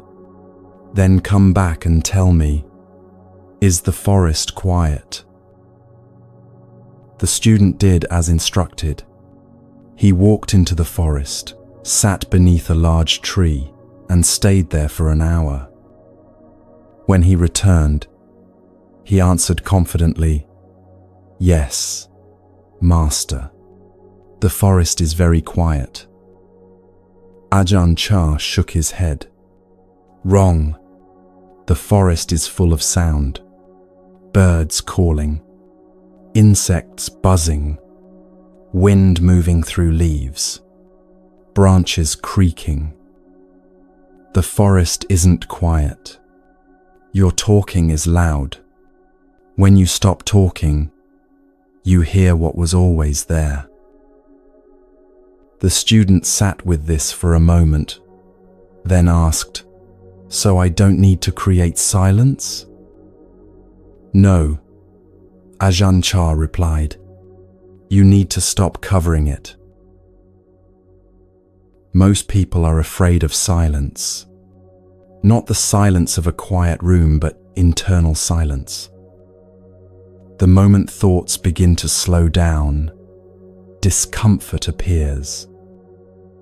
Your mind rushes to fill the gap with something, anything, a memory, a fantasy, a worry, a plan.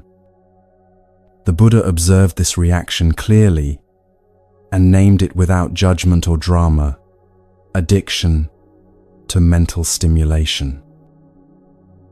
Silence feels threatening because it removes your usual reference points.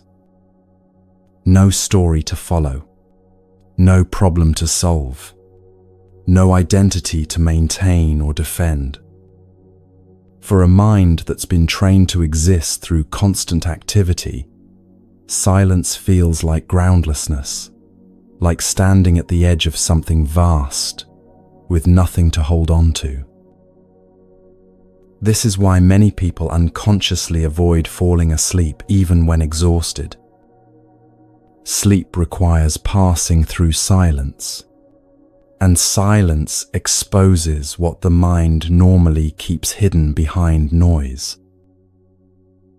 Before sleep, this becomes especially clear. As your mind begins to slow down naturally, gaps appear between thoughts.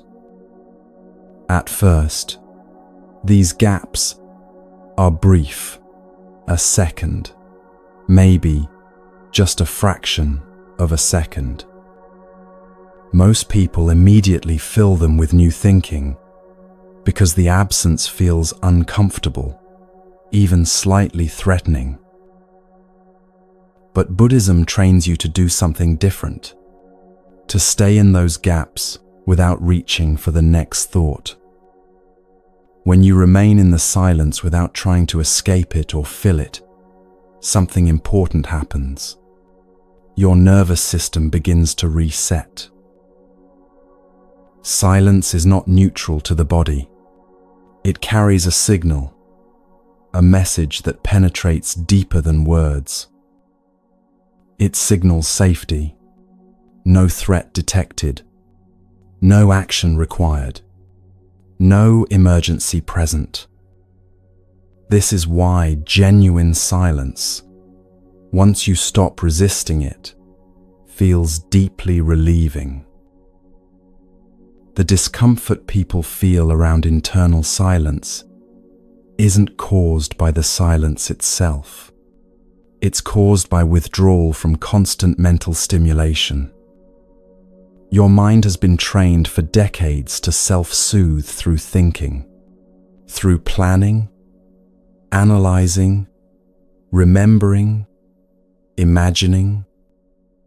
When that stimulation is suddenly removed, unease surfaces, not because something is wrong, but because you're experiencing withdrawal from a habitual pattern. Buddhism understands this completely and doesn't pathologize it or make it mean something is broken in you. It simply encourages patience. Stay with the discomfort without adding story to it. If you allow silence to remain without labeling it as good or bad, without judging yourself for feeling uncomfortable, without trying to deepen it or achieve some special state, it stabilizes on its own. You begin to sense presence without narration, awareness without constant commentary running alongside it. This is deeply unfamiliar to most people, which is why it can feel strange or even unsettling at first. But silence also reveals something important about the nature of your mental activity. It shows you how unnecessary much of your thinking actually is. When thoughts pause, even briefly, nothing collapses. You don't vanish into nothingness. Your body continues functioning perfectly. Awareness remains present and clear. This directly undermines the deep belief that thinking is what keeps you alive or functional, that without constant mental activity, you would somehow cease to exist. Before sleep, silence is the doorway your mind must pass through to reach rest. If you keep dragging thoughts with you into that doorway, trying to carry your mental activity across the threshold, sleep stays shallow or delayed. When you allow silence to widen naturally without interference, sleep deepens on its own without any effort from you. Buddhism points out something subtle but transformative about silence. Silence isn't something you enter or achieve. It's something you stop leaving. Each thought pulls you away from silence. Each mental story you follow takes you further from the natural quiet underneath. When thoughts finally slow down on their own, you don't arrive somewhere new. You simply remain where you already are, where you've always been beneath the noise. This understanding fundamentally changes how you relate to the restlessness that often arises before sleep. Restlessness isn't a signal that something is wrong with you or your mind. It's simply your mind struggling to stay entertained when stimulation is being removed.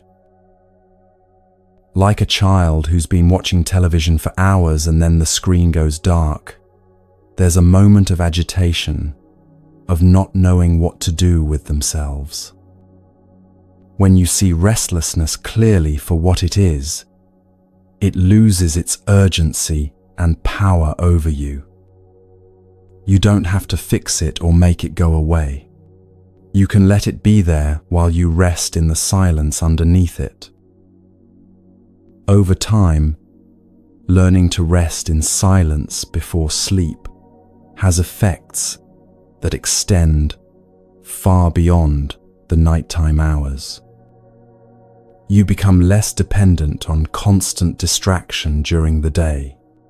You can tolerate moments of boredom without immediately reaching for your phone or filling the space with activity.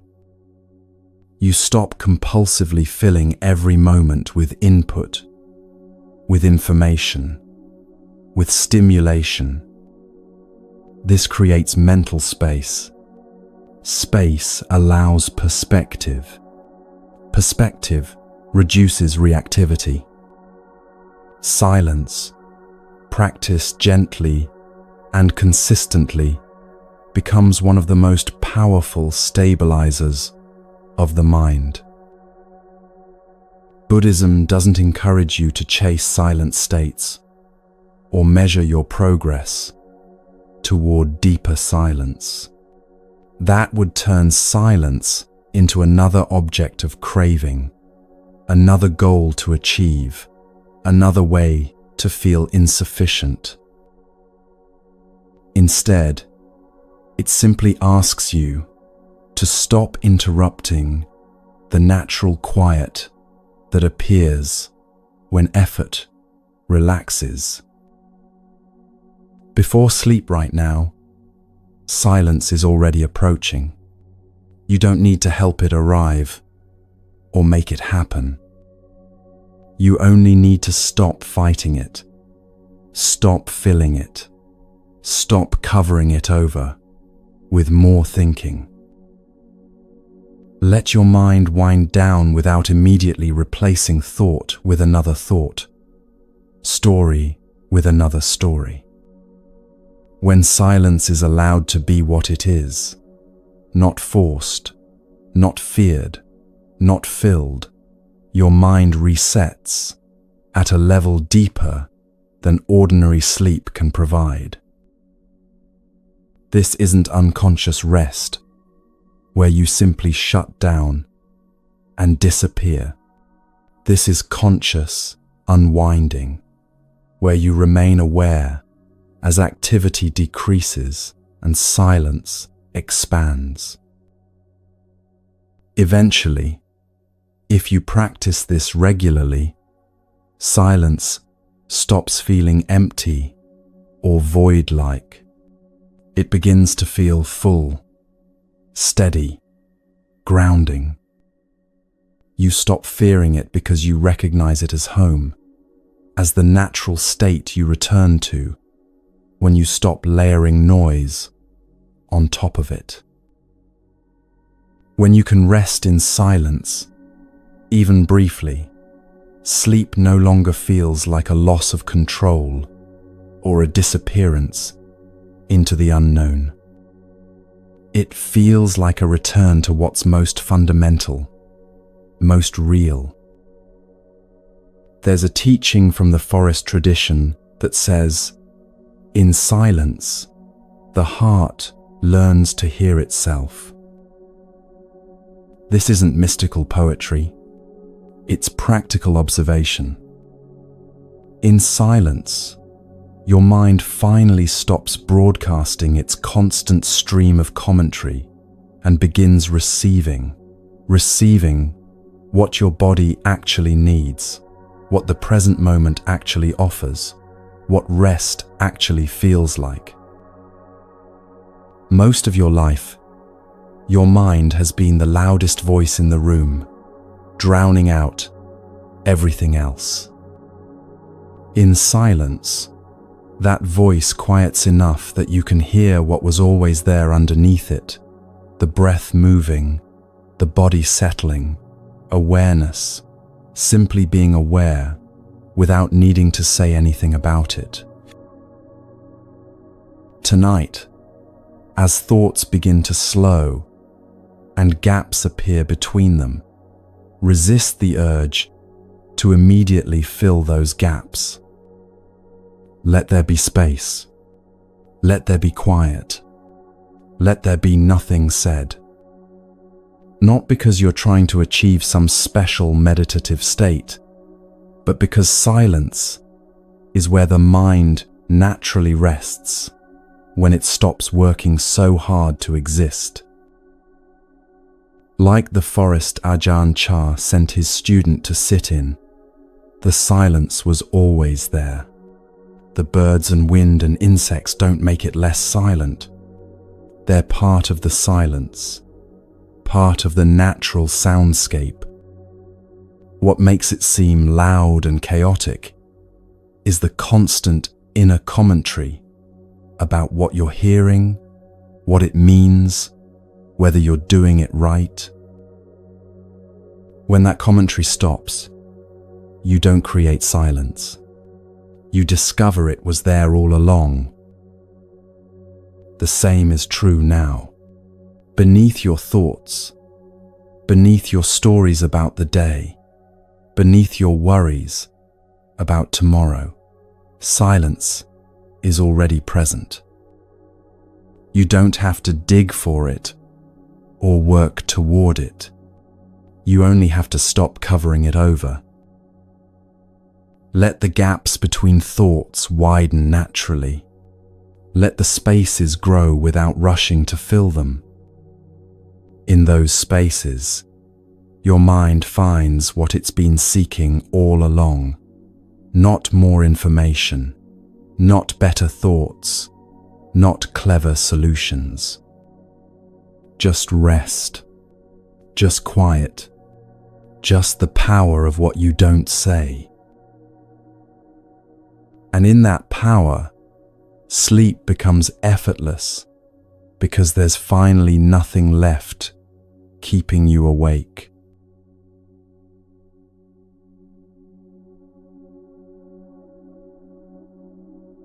The Buddha once taught using a simple image that cuts straight to the heart of human suffering.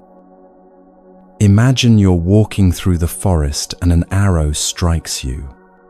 There is pain, sharp, immediate, unavoidable. This is the first arrow. This is life happening.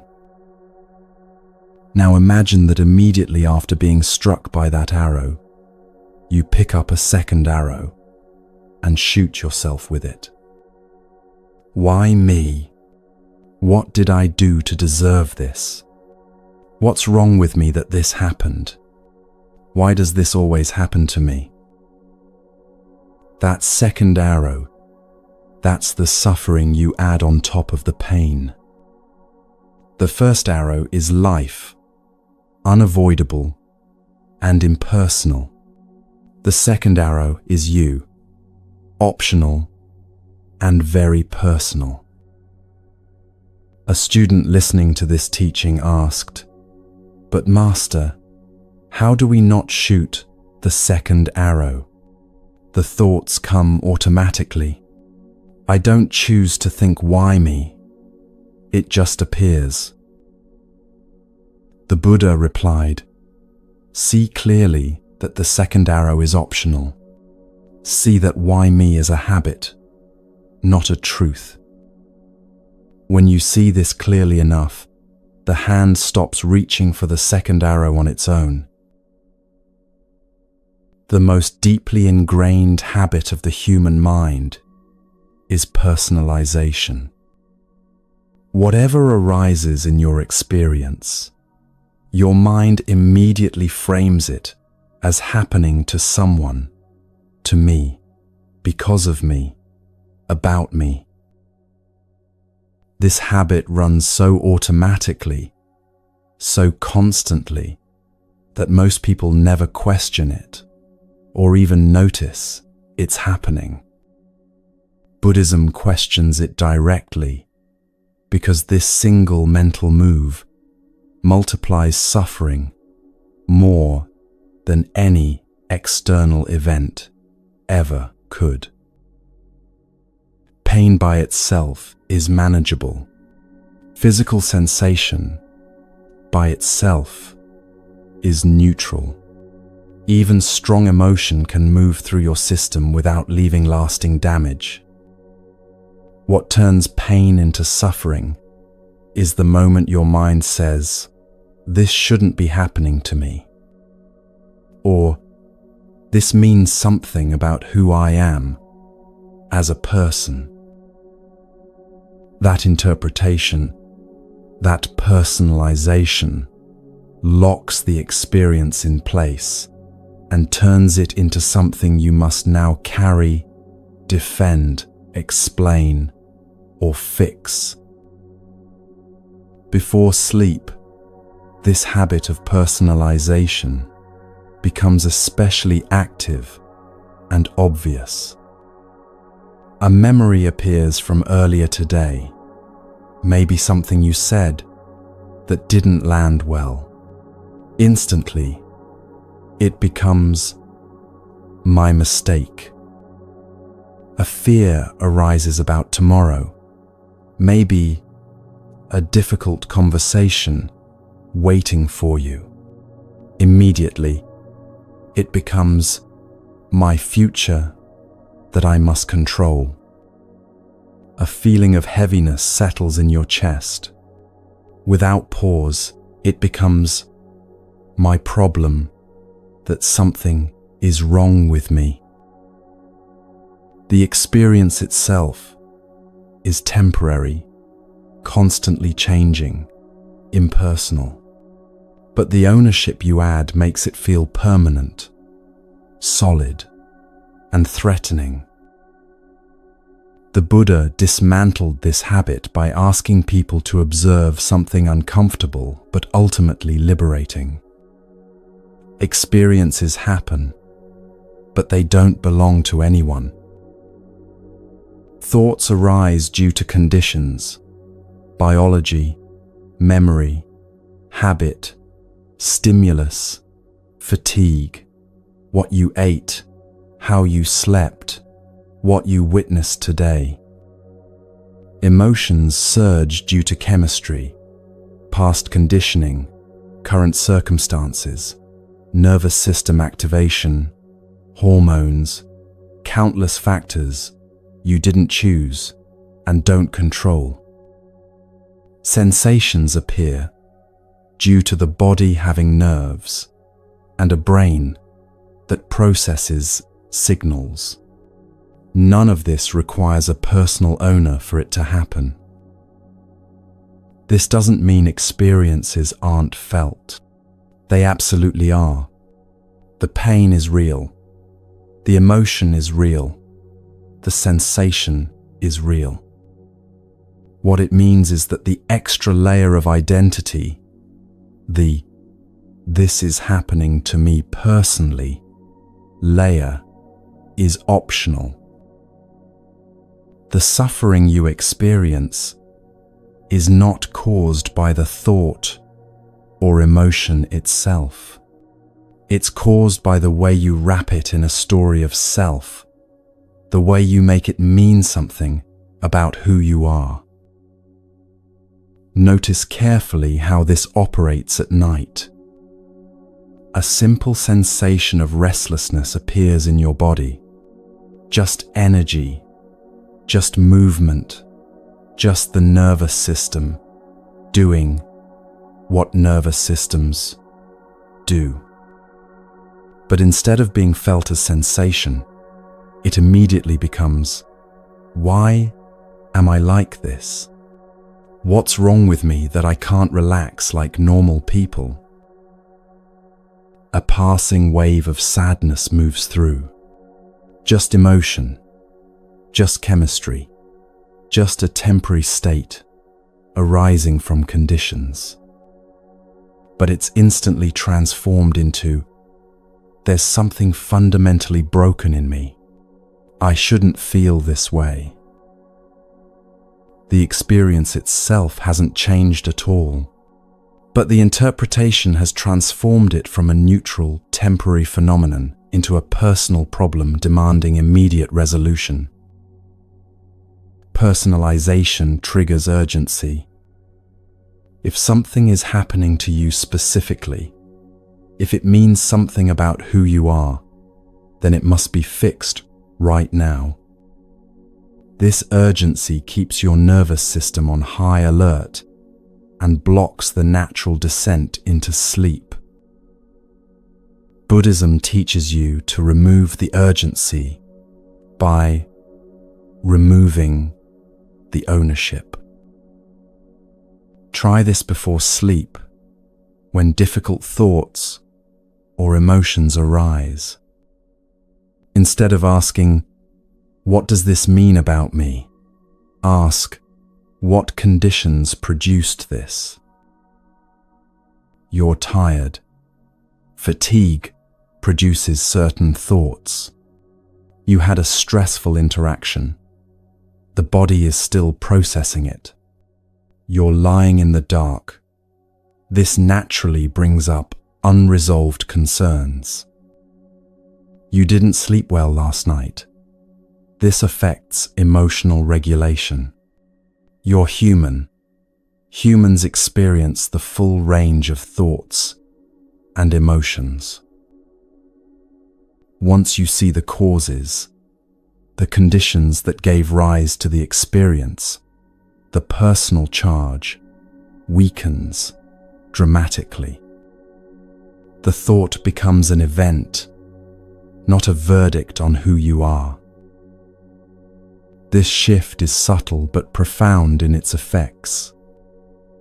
Without personalization, emotions are allowed to complete their natural cycle. They rise, reach a peak, and dissolve on their own. With personalization, they get trapped in interpretation and repeat endlessly because you keep re-triggering them by making them about your identity. The Buddha emphasized this teaching because the self thrives on ownership. The moment you say, "my suffering," the self has something to defend, something to analyze, something to maintain and protect. When ownership drops, the self loses its relevance and grip. And with that loss comes profound relief. Many people fear this teaching when they first encounter it. They think it means denying responsibility or becoming passive about life. It doesn't mean that at all. Responsibility exists at the level of action, not at the level of identity. You can take full responsibility for your behavior, your choices, your impact on others, without turning every internal experience into a personal flaw or character defect. Before sleep, responsibility for action is irrelevant anyway, because there's nothing you can do right now. Personalization at night serves no purpose except to prolong suffering and prevent rest. Buddhism invites you to notice this clearly and stop participating in it. When you allow experiences to arise without claiming them as yours, a surprising calm appears. Not because everything suddenly feels good or pleasant, but because nothing feels like an emergency anymore. The body relaxes when it's no longer under constant attack from interpretation, when it's no longer being told that every sensation means something is wrong with you personally. Over time, this practice of removing ownership from experience changes how you relate to difficulty during the day as well. You stop taking every mood as a message about your worth or value. You stop treating every passing thought as a reflection of ultimate reality or truth about who you are.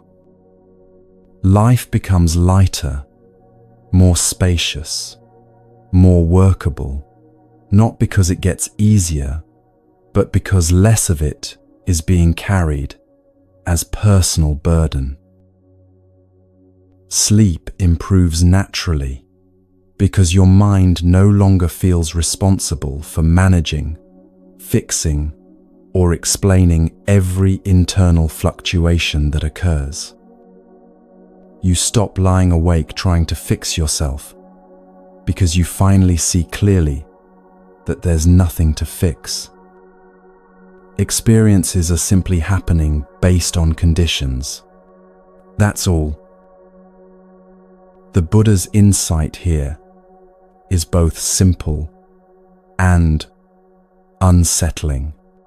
Suffering continues not because life is inherently cruel or because you've been uniquely cursed.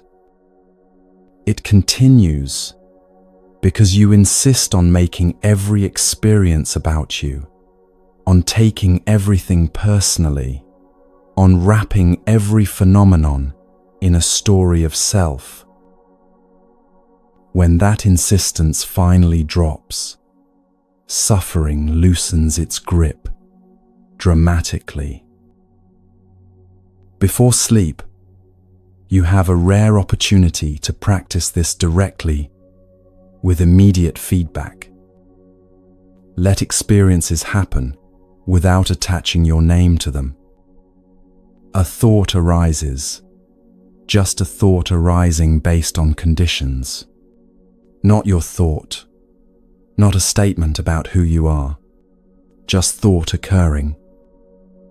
An emotion surfaces, just emotion moving through based on chemistry and circumstance. Not your emotion in the sense of being a permanent part of your identity, just emotion arising and passing. A sensation pulses, just sensation based on having a body with nerves. Not your personal problem to solve, just sensation being sensation. No owner, no story, just movement, just change, just phenomena unfolding according to natural law. In that simplicity, the mind finds genuine rest. Not because it has solved all its problems or figured everything out, but because it has finally stopped making everything a personal issue, requiring personal resolution. This is the third arrow you didn't know you were shooting, the arrow of making pain about you. The first arrow is life. Difficult things happen. Uncomfortable sensations arise. Challenging emotions move through. The second arrow is the why me, and the interpretation, and the resistance. The third arrow, often invisible, is the deep personalization that makes you carry it all as if it defines who you are. Tonight, you can practice putting down that third arrow, not by becoming cold or detached from your experience, but by seeing clearly that experience doesn't require personal ownership to be felt, acknowledged, or responded to appropriately. Let the restlessness be just restlessness, not my restlessness. That means something is wrong with me.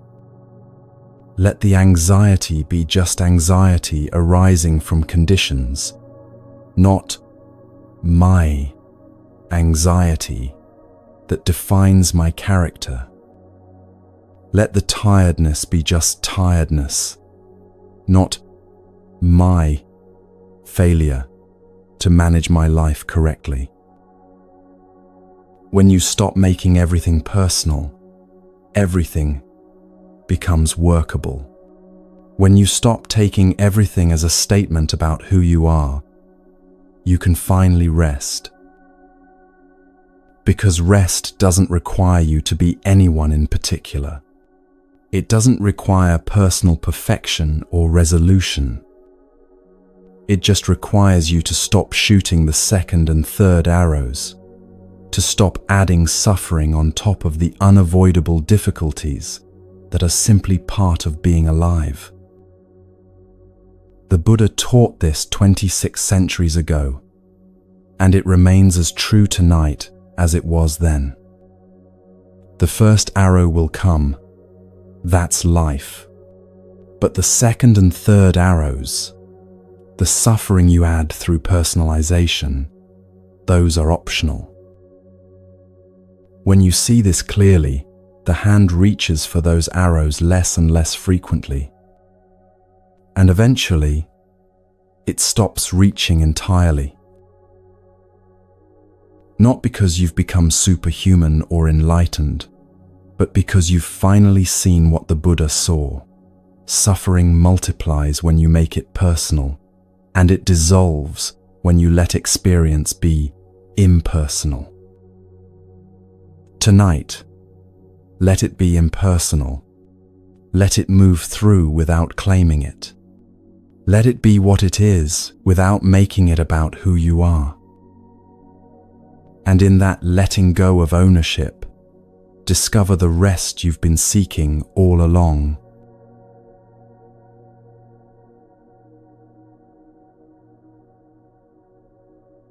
The Buddha once used an image that confused his students at first. He said, "A man needs to cross a dangerous river. The water is deep, the current is strong, and there's no bridge.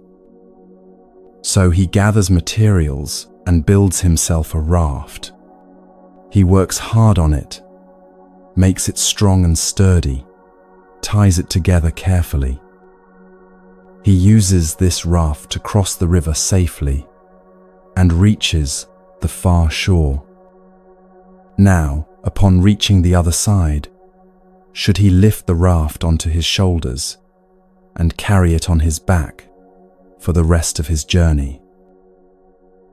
A student answered immediately, "Of course not, Master.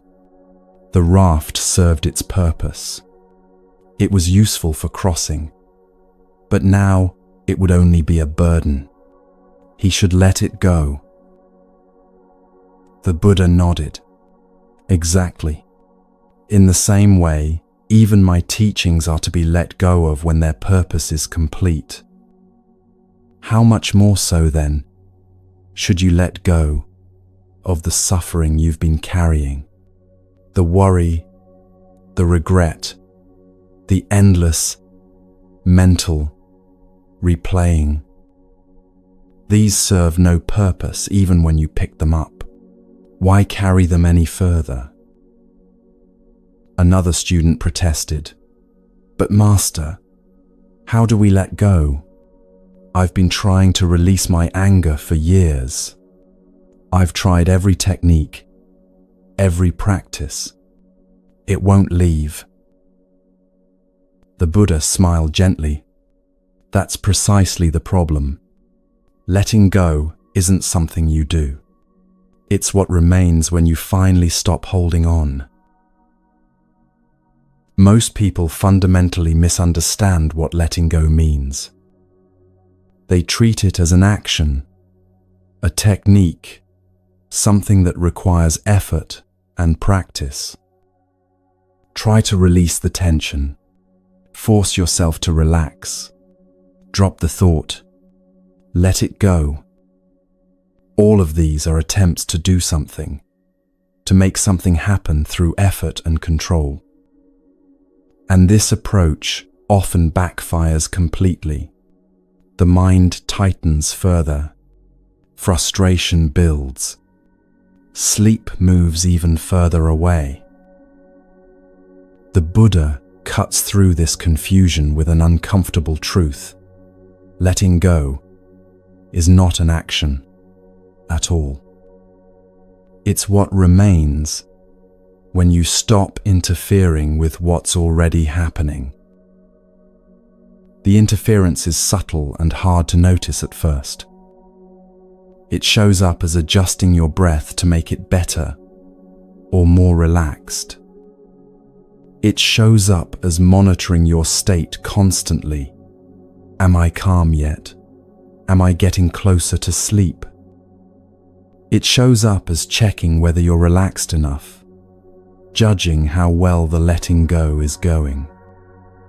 None of this feels aggressive or forceful. It feels like you're helping, like you're doing what you should be doing. But all of it is control, and control, no matter how gentle or well-intentioned, keeps the nervous system active and engaged. Before sleep, this interference runs constantly in the background. Your mind tries to manage the transition into rest, like a project that needs supervision. Am I falling asleep yet? Why am I still awake? I need to calm down more. Maybe I should adjust my position. Am I breathing right? These thoughts seem reasonable, even necessary. They feel like you're taking care of yourself. But what they actually do is keep your attention engaged and prevent the natural shutdown that sleep requires. Buddhism teaches you something counterintuitive. Notice the management impulse without acting on it. Let the breath breathe itself without you trying to regulate it into some ideal pattern. Let the body settle into whatever position it needs without constantly adjusting and perfecting.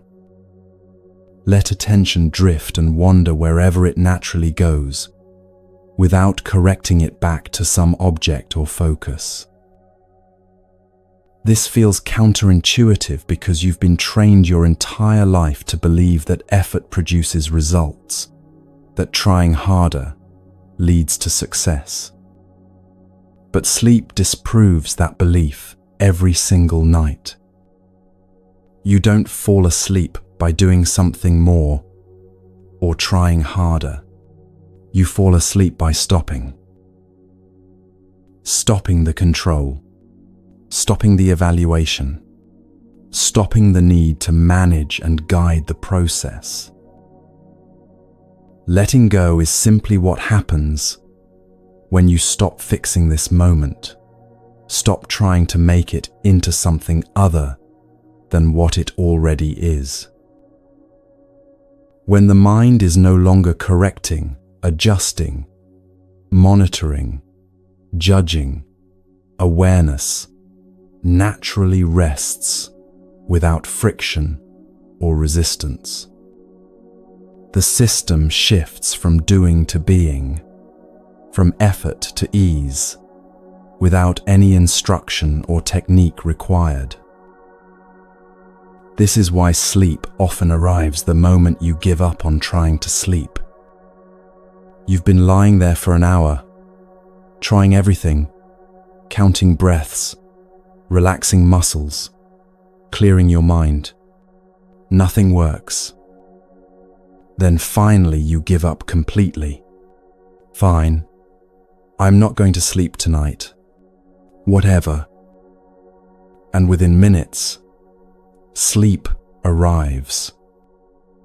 Because the moment effort dropped, the moment you stopped trying to control the process, your body was finally free to do what it knows how to do naturally. Buddhism recognizes this pattern and teaches you to trust it instead of fighting against it. This principle of non-interference applies to emotional content as well as physical rest. You don't need to release emotions or make them go away. You only need to stop holding them in place through constant interpretation and story making. When you stop explaining the emotion, justifying it, resisting it, or trying to fix it, the emotion completes its natural cycle on its own. It rises, peaks, and dissolves without your help or interference. Many people think they're bad at letting go because thoughts keep appearing in their mind. But that's a complete misunderstanding of what letting go means. Letting go doesn't mean the absence of thought or the achievement of a blank, empty mind. It means the absence of interference with thought, the absence of grabbing onto every thought that passes through. Thoughts can come and go freely, like clouds passing through the sky, without hooking your attention and pulling you into their story. Before sleep, allow your mind to wander wherever it wants to wander, without providing commentary or correction. Don't follow thoughts into their storylines. Don't suppress them when they arise. Don't correct them toward better or more spiritual thoughts. This complete neutrality, this absence of interference, creates the perfect conditions for rest to emerge naturally. What the Buddha was teaching is the third noble truth, nirodha, the cessation of suffering. Not the cessation of pain itself, because pain is simply part of being alive in a body that feels. But the cessation of the suffering we add on top of pain through our clinging, our resistance, our desperate attempts to control what we cannot control. Cessation doesn't require force or tremendous effort. It requires understanding. When you see clearly how clinging operates, how it creates tension and suffering, your hand naturally opens and releases what it was holding. It's like holding a hot coal. You don't need willpower or practice to drop it. You just need to recognize clearly that it's burning you, and the hand opens by itself. The third noble truth is revolutionary because it declares something radical. Liberation is possible. Not someday in the distant future, not in your next life, not after years or decades of intensive practice. Right now, in this very moment, when you stop adding fuel to your suffering. That fuel is everything we've explored tonight. The resistance to what is, the craving for what isn't, the personalization of every experience, the desperate defense of a constructed identity, the refusal to let go of control. When these stop, suffering stops. Not because your life circumstances suddenly become perfect, but because your relationship to life transforms completely. Before sleep, the third noble truth becomes directly accessible in your immediate experience. You're lying still with nothing to achieve and nowhere to go. You're in the perfect laboratory for observing what happens when you stop trying to make this moment different. When you finally stop trying, what remains? Peace. Not a peace you created or earned through effort. Peace that was always there underneath the struggle, underneath all your attempts to force and control and fix. The Buddha's final instruction before rest is quiet and unspectacular. There is nothing to achieve, nothing to perfect, nothing to release or let go of through effort. When interference stops, letting go happens completely on its own. And in that absence of effort, that absence of trying, the mind finally, truly rests. This isn't giving up or becoming passive about your life. It's wisdom. It's recognizing that some things don't require your participation or management. Rest is one of those things. There's a teaching from the Buddha: let go of what belongs to the past. Let go of what belongs to the future. Let go of what belongs to the present. Cross to the farther shore of existence.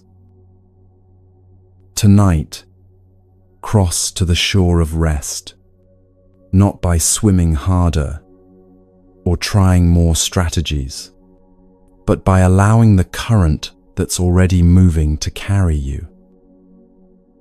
The raft served its purpose when you needed to cross the river of your day, but you've reached the shore now. The day is over. Let the raft go. Let the trying go. Let the effort go. What you're left with isn't nothing. It's rest. Pure, natural, effortless rest. And that's the only thing you ever needed to do. Stop doing and let it happen.